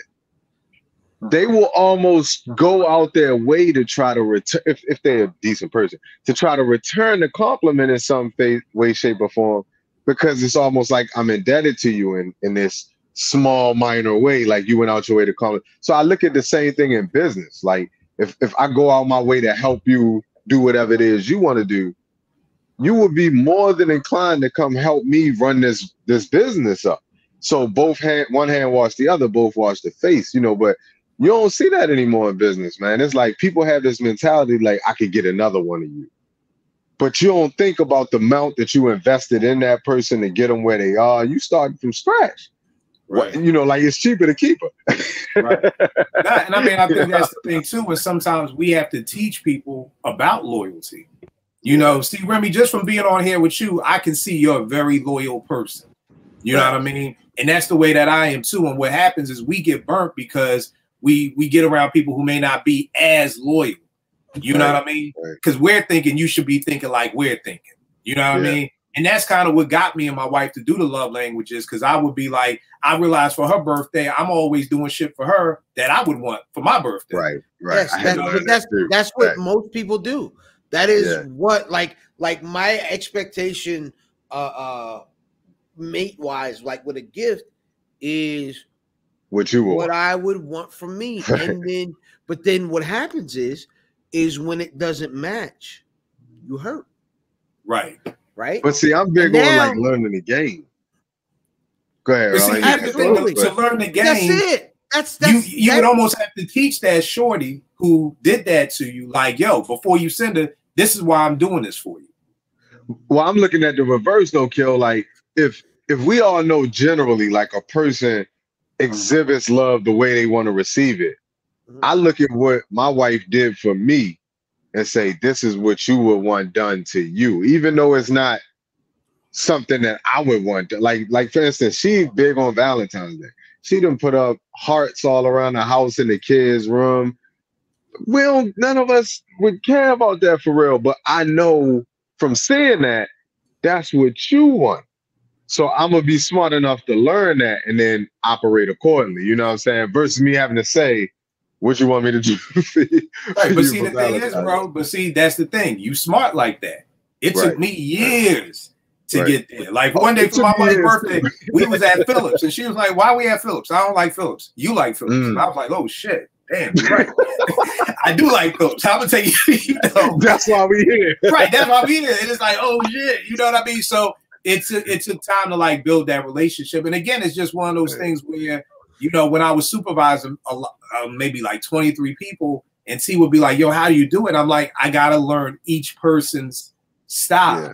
And she'd be like, man, that just takes forever. And I said, but if the goal is to get the best out of these people, that's what I have to do. Because if I'm telling my man Johnson to check email and this nigga don't know how to turn on a computer, I already know he ain't checking the email. So am I gonna have to send a text to Johnson? Yeah. Is that taking 2 more minutes out of my day? Yeah. But it's gonna get him to get the job. Do what I need him to do. Yeah. At the end of the day, it is harder to be the boss.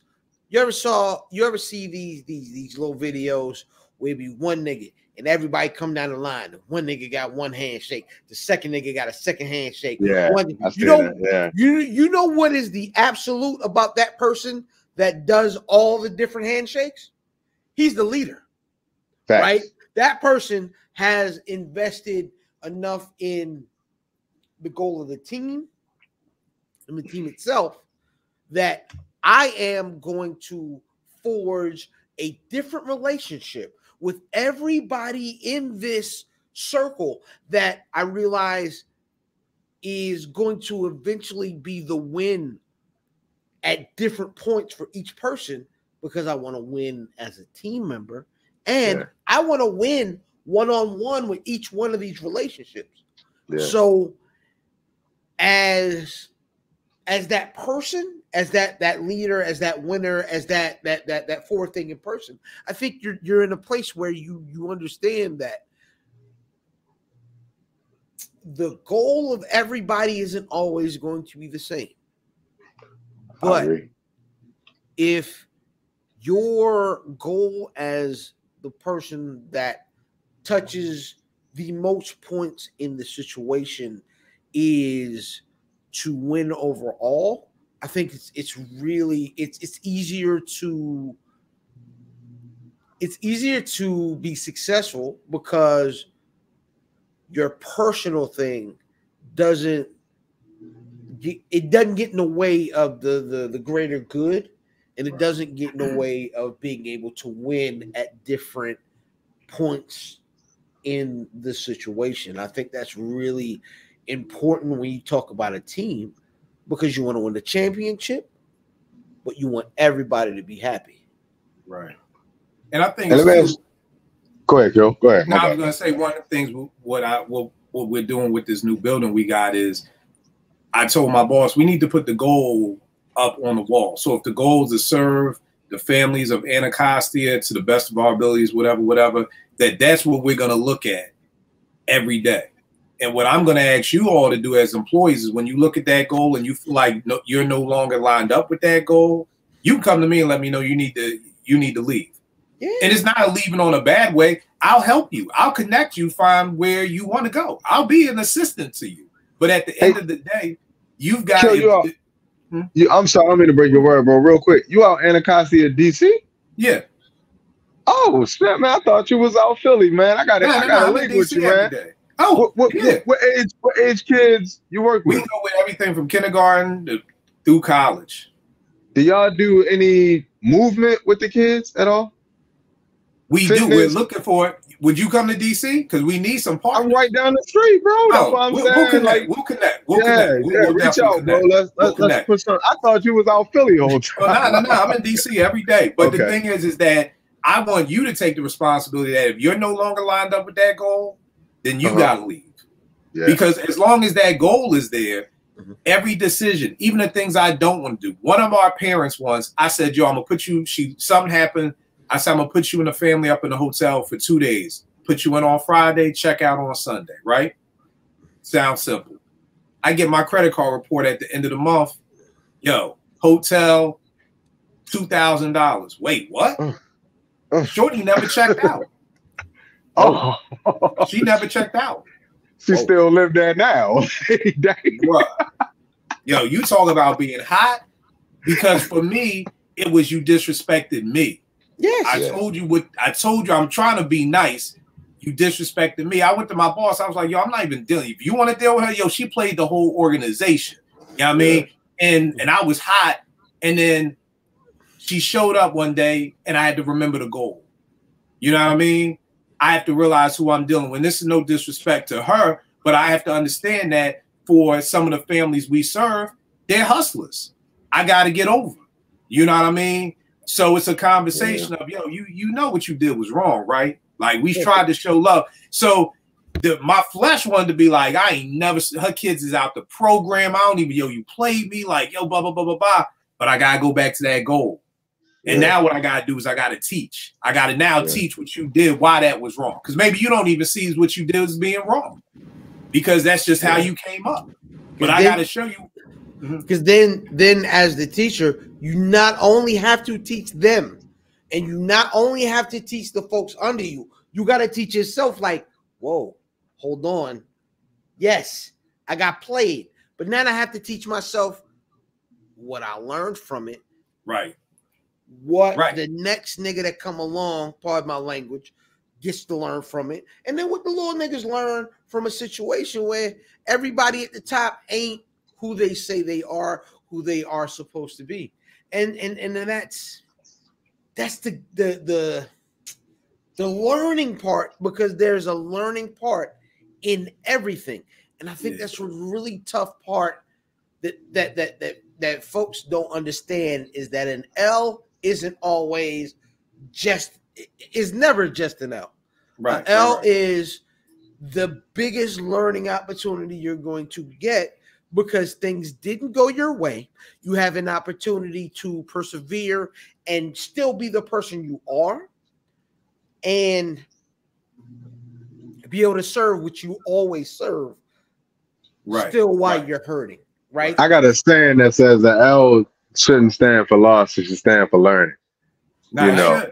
One of my favorite to live lines is when he said, even when we suffer losses, I count them victories. Victory. Like, shout out to Talib Kweli. Fuck, I forgot. Don't.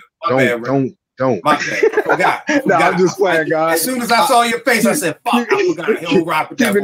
Keeping it real with you, though, I love that line, too. You know what I'm saying? But to me, like, that's the thing. And it went back to that goal, you know? And then I had to realize, number one, I'm real big. I was in Bible study one day, and I was like, yo, why is David God's favorite? And I don't even know if this is true, but one of my OGs was like, because David never made the same mistake twice. He kept making mistakes, but he never made the same mistake twice. Big on that, yeah. And that was I said, I don't even know if that's true, but that's what I'm gonna live on. I'm not gonna make the same mistake twice. So like Fam was saying, my learning thing from that was, okay, so I just need to check in that next time when this happens with a family, I check in on Sunday to make sure you checked out. Right. So I learned from that. You know what I mean? So like, this will never happen. Yeah. And even when things happen in life, I'm like, it's lowered my stress, because say we gotta take Fam to the airport and this nigga late. Instead of fuming in the car like, I'm just like, you know what? Shit'll never happen again. This nigga can take 2 hours and I'll take you to the airport. It's all good. Kill, you take me to the airport? Nope. It'll never happen. I'm very big on it. I will make mistakes, but it will not be the same mistake twice. You know, in the military, we do this thing called, and I hate to keep referencing that, but that was a big part of my life back then, but it was called AARs, after action reports. And after you did something, you had to write a report of what went right, what went wrong, and what you could have did better. Right. I took that and applied it to life. So like that, my wife would tell you, I tell her all the time, like, This nigga got a out here whole switching up wardrobe hats change. on us, Right, man. yeah, like, come Fam on, out son. here. I ain't know he was doing fucking wardrobe changes on the show tonight, man. Like, this dude just disappeared and come back with a new Ghost Scully on. Man. But wifey will tell me all the time, like, you big on not making the same mistake twice. And that's real, because I feel like you're supposed to learn from mistakes. We all gonna make them. We human. Right. But if you keep making the same mistake over and over again, it means you didn't learn anything. And it's like, that's what I don't even like to say that. I don't like to say we're here to learn things, because I feel like everything you got that you need to know is in you. But we're here to remember who we are. Right. Like you got to pull that out of you and remember, oh, no, I don't need to do that again. Last time fam burnt me on the ride to the airport or whatever. So this time I'm gonna protect myself. And you know, that's how I live my life, bro. Like, but I do got a question for you, Kill. Earlier you said, like, we are loyal people. What do you do to protect yourself from the disloyal? Because you know they on the prowl. You know what, right? I've learned, fam? And what I've learned was, and this is gonna sound crazy, it's almost like I can't protect myself from the disloyal. And the reason why I say that is because it's like somehow, some way, that means I have to change me some. And I can't change me some. So I'm going to continue to be loyal.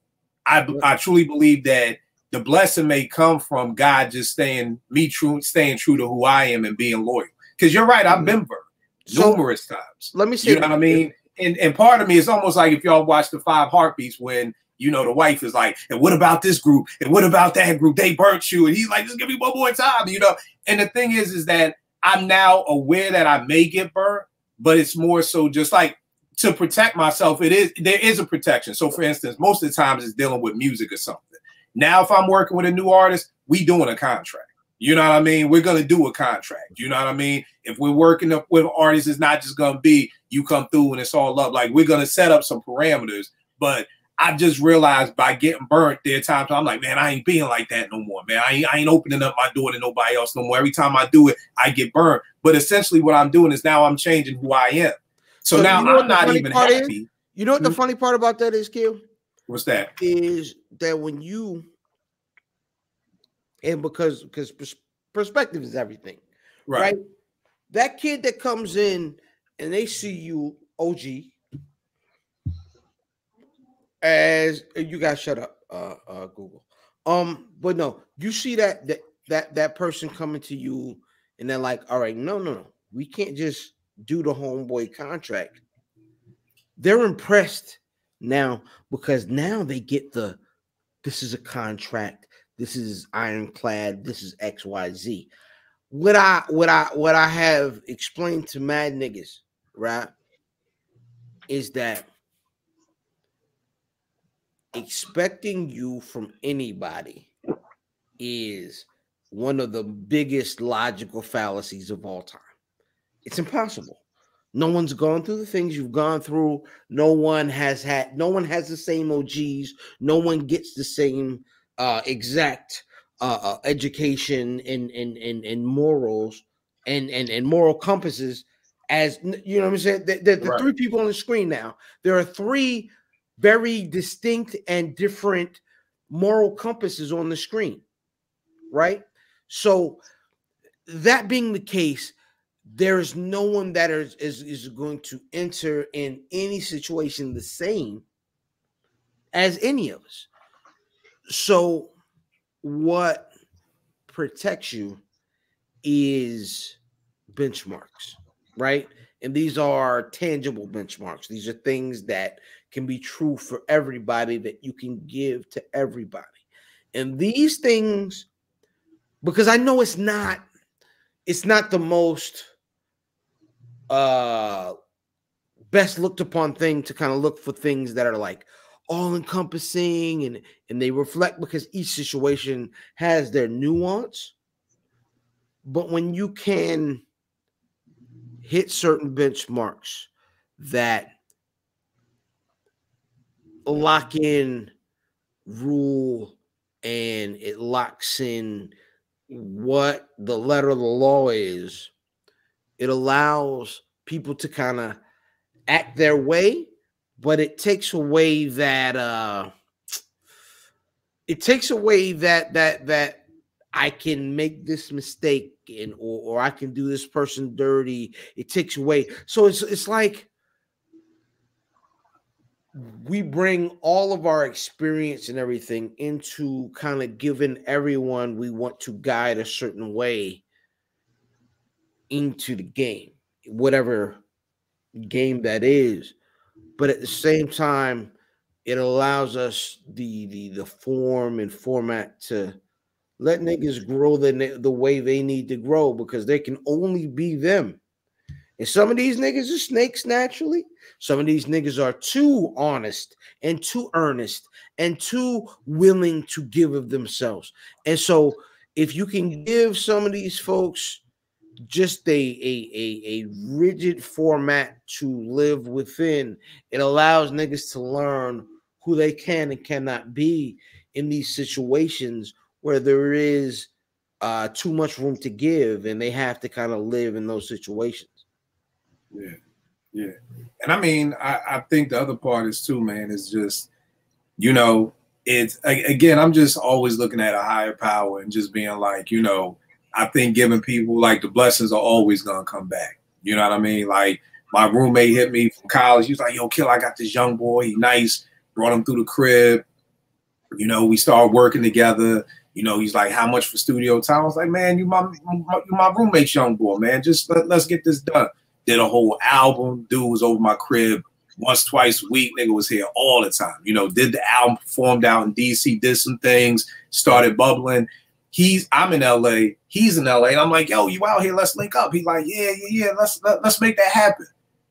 I'm calling. Nobody answering the phone. I'm like, yo, how the fuck we both gonna be in LA at the same time and you ain't hit me back? Come to find out, he done got some new manager, and the manager's doing whatever.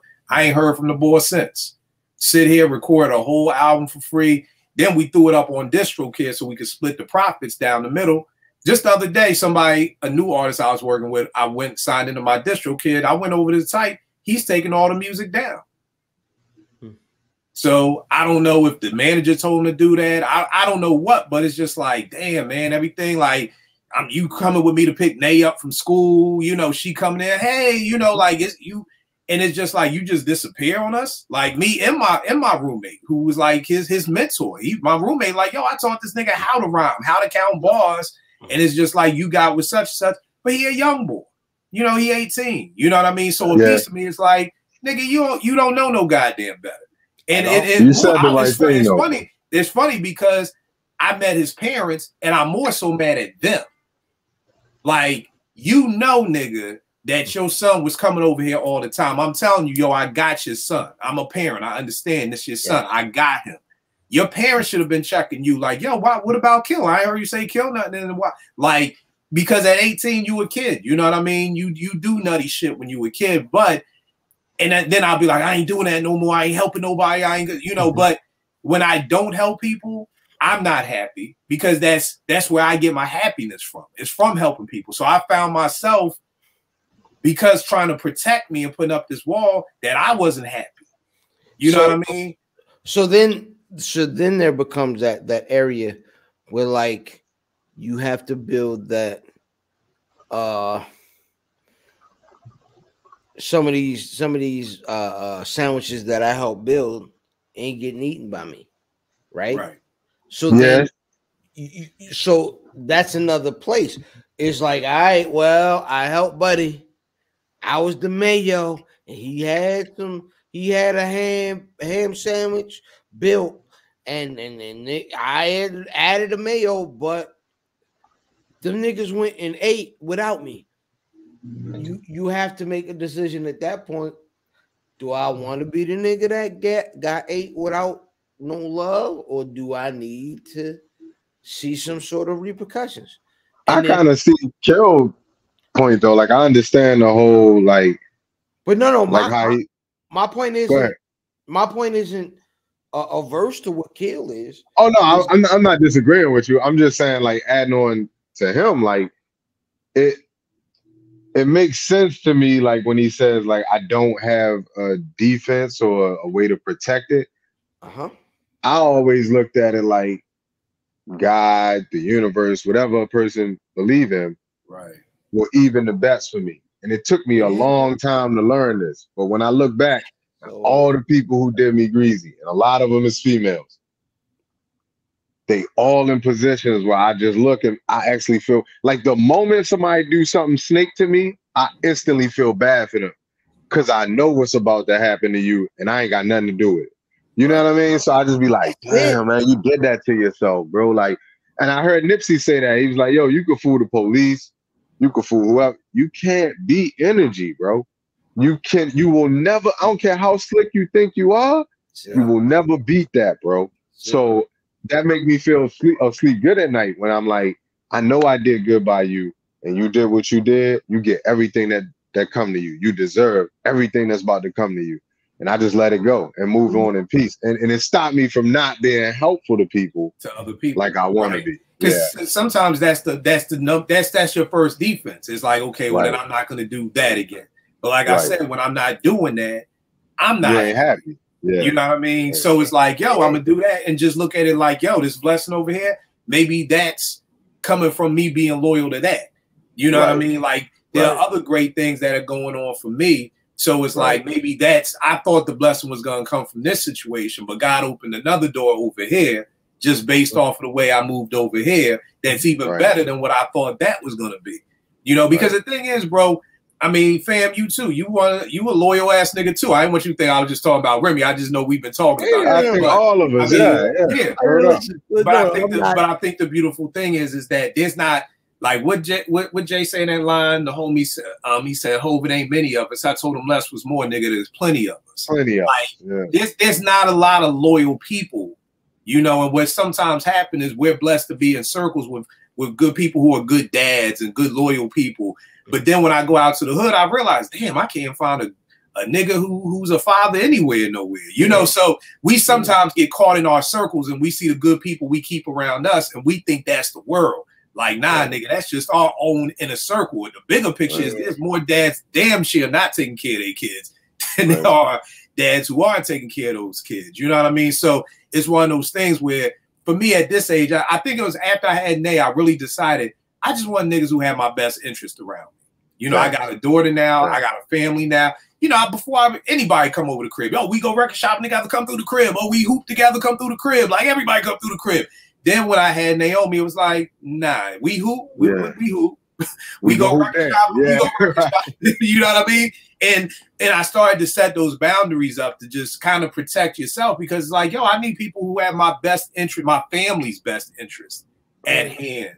Right now, you know, I need people around me who, if something happens to me, I can call you like, yo, can you come grab my daughter from daycare? Can you come grab, you know, I need those type people around me. And those may not be the people who you hoop with and go to the clubs with and DJ with and do all that other shit with, you know. So it's kind of just, you know, it's making sure that circle is tight. You know, I think what Lloyd Banks said, my circle's so small, I'm standing out of it. Like, you know what I mean? Like, yeah, that's an ill line. I said, damn, the circle's so small. Then I was saying that to my man the other day. He was like, man, kill your phone ring all the time. Da, da, da. I said, and I hate that shit. You know, 10 years ago, I thought that was the shit. Oh, I'm live. Everybody calling me. I'm DMing phone with. Man, get that shit out of here. I go through my phone like every 6 months. I just delete numbers. Like, because back in the day, I wanted more numbers. I wanted to have a contact book, 500-600 people. I'm good with 50-60 people in my phone and calling in a motherfucking day, man. You know what I mean? Hey, listen, I'm gonna be honest. We could do this a great deal of more. Like, there's a bunch of more things that we can say about solid niggas and niggas in our circle. I want to end this episode a little different. I want to put some weight on you, gentlemen, as well as myself. Getting out of here. Shout ourselves out and get out of here. Because we've all had, you know what I mean, good weeks, as it were. But let's shout out at least three niggas we all know that are solid folks to where we don't mind shouting those folks out. So, excuse me, the folks that we the folks that follow us care, you know what I'm saying, and give value to who we shine lights on. Don't mind latching on to. So they're folks that, you know what I'm saying, we don't mind folks latching on to us that we're not ashamed of, and we're like, all right, we shine a light on this nigga, so y'all niggas shine lights on those folks as well, and you know what I mean, for them to get love. I know three off top. One of them ain't here, y'all know. Get biz. Brock, you know what I'm saying? Brother from another mother, knowing him since, you know, back in high school. Good dude. My brother T-Wrong, you know what I'm saying? Just he like a mentor to me. I learned a lot from him. Solid dude, told me everything I know from the bad to the good, and always corrected the bad with the good. Yeah, it is. And my brother Roy, man, I'm gonna do an honorable mention. Roy and Reek, they both cousins, but two solid dudes. You know, one did his bid, did his wrong, took his like a man, wrote it out. And the other, I'm talking about, I was homeless, looked out for me, bought me in his crib. You know, just solid dudes, man. I like that. I like honorable men. You know, I ain't with all the, I sold 30 bricks. I don't care nothing about that. Honorable men. You know what I mean? So, yeah, that's me. Yeah. Brother Kid? No doubt. I started with my brother Ev, man. We started the Writer's Bench, our first podcast together. You know what I mean? And when he, things kind of, you know, the podcast, he had moved out to LA, so the time change really fucked us up. But when you talk about being loyal, Rim, like, you know, we'd always talk about, you know, when we get on, and he got this grant to do this piece about the journey of an MC, you know, and, you know, I was like, yeah, do that shit, man, do that shit. He was like, nah, nigga, you coming with me. You coming on tour with me. You know what I mean? And nigga wrote me into the grant, made sure I was good, paid me, per diem, airplane. Like, he really took care of me. So the dope thing about that is I feel like that situation made up for whatever happened with that MC. You know what I mean? Because it's like seeing that loyalty come through. Because, you know, I wasn't even expecting it. I've always heard niggas say, oh, I'm going to put you on when I get on. I'm like, yeah, go ahead. Yeah, I feel you. You know what I mean? But he actually really did. God shout out my man Jace, whose name's Godfather. Like, yo, when me and my wife wasn't working, that nigga was like Jordan in the fourth quarter. You know, whatever y'all need, you know, just scream at me. And I'm gonna end it with my mentor Johnson. He passed away 2 years ago. Miss him dearly, man. But you know that man, bro. Yeah, he taught me, like you said, Remy. He taught me everything, man. You know, he taught me just being able to say I love you to another man. One day we was on the phone. He's like, man, I love you, and I was like, the fuck, nigga, fuck you talking about? You know, I was like, you love me, nigga. Don't make it weird. I'm like, you love me. He's like, nigga, I love you, man. Like, I'm like, all right, man, I love you too. Oh, okay, but now, like me. Now me and my mentees say that to each other, and it's funny, man. Just as men, we don't say that enough. And they was in my team center once, and we did our handshake, and I told her I love her. And one of my girls, Kayla, who's a spitfire, will shoot you, get shot at, all kinds of shit. She starts crying. I'm like, yo, what you crying for? She was like, you told your daughter you love her, and I was like, yeah, nigga, what? She was like, nobody ever told me they love me. And I said, Kayla, shut the fuck up, man. You 17 years old. She was like, I'm not lying. And so I started telling all my kids when they came and I loved them, and they couldn't even accept it. Yo, Kill, stop saying that. Mr. Kill, stop saying you love me, man. Yo, you a faggot, man. I'm not, please, I'm not saying that word. I apologize. I wasn't saying it. My kids were saying it to me. And I correct them. So LGBT, we good, you know, but you know, they couldn't accept it. You know what I mean? And I'm like, yo, and it wasn't until my mentee, who was really popular in the neighborhood, he was leaving. He was like, all right, Dad, I love you. And I was like, Leah, I love you more. And he's like, you say you love Mr. Kill? He's like, yeah. He was like, you don't love Kill? They was like, well, yeah. Like, well, say that shit then. And just left, you know. And it kind of made it more acceptable for him to be able to say that. And it's funny. It's just, you know, we've got to show that love. And, you know, I always tell people fam, I'm glad you're doing this segment, because it is a place of being able to tell people you're proud of them. You know, because I always tell people, like, after you graduate and get married and maybe buy a house, like, after that, I'm proud of you, shit, guy. All proud stops. It's done.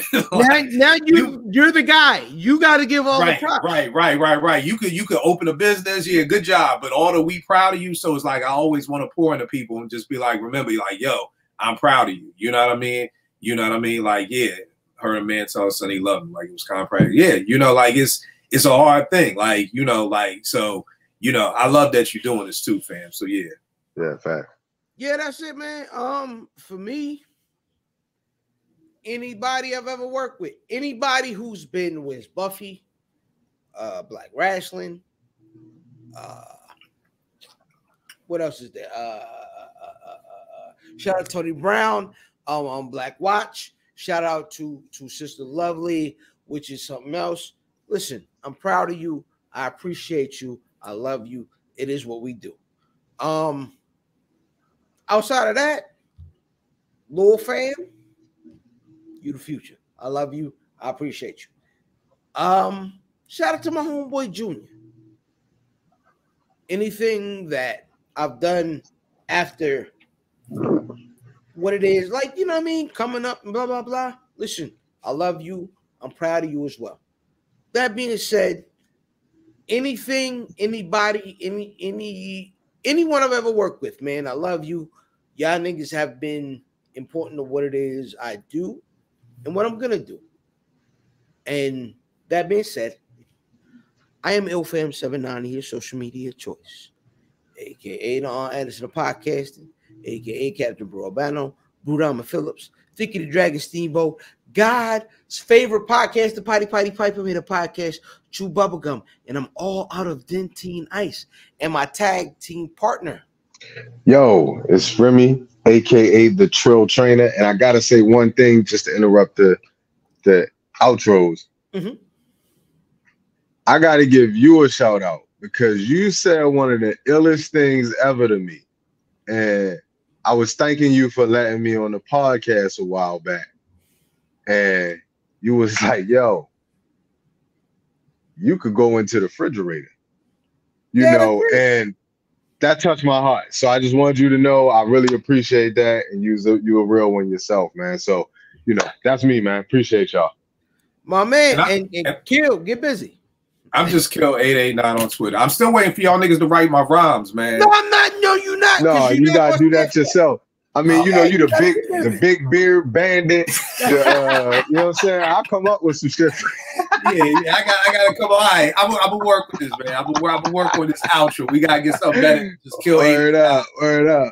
Yeah. What's 889, bro? What you born? That was from the radio station. Like when I used to host 889, and it was when email first came out. And my man Little Mike was trying to give me an email. He was like, "Oh, Kill is taken." He was like, "Well, put Kill 889 up there." And that shit stuck from like whenever Hotmail came around, whenever email was invented, like 90. It's crazy to say that whenever email was invented. Yeah, that's bugs. We were around before email, but yeah, that's where the 889 comes from. Okay. That's what it is, man. IlFam79 at Where's Buffy on all social media. Where'sBuffy.com. Where's Buffy on YouTube every single Tuesday, where you can get this content strong, man. That's what it is, man. And we out. Peace.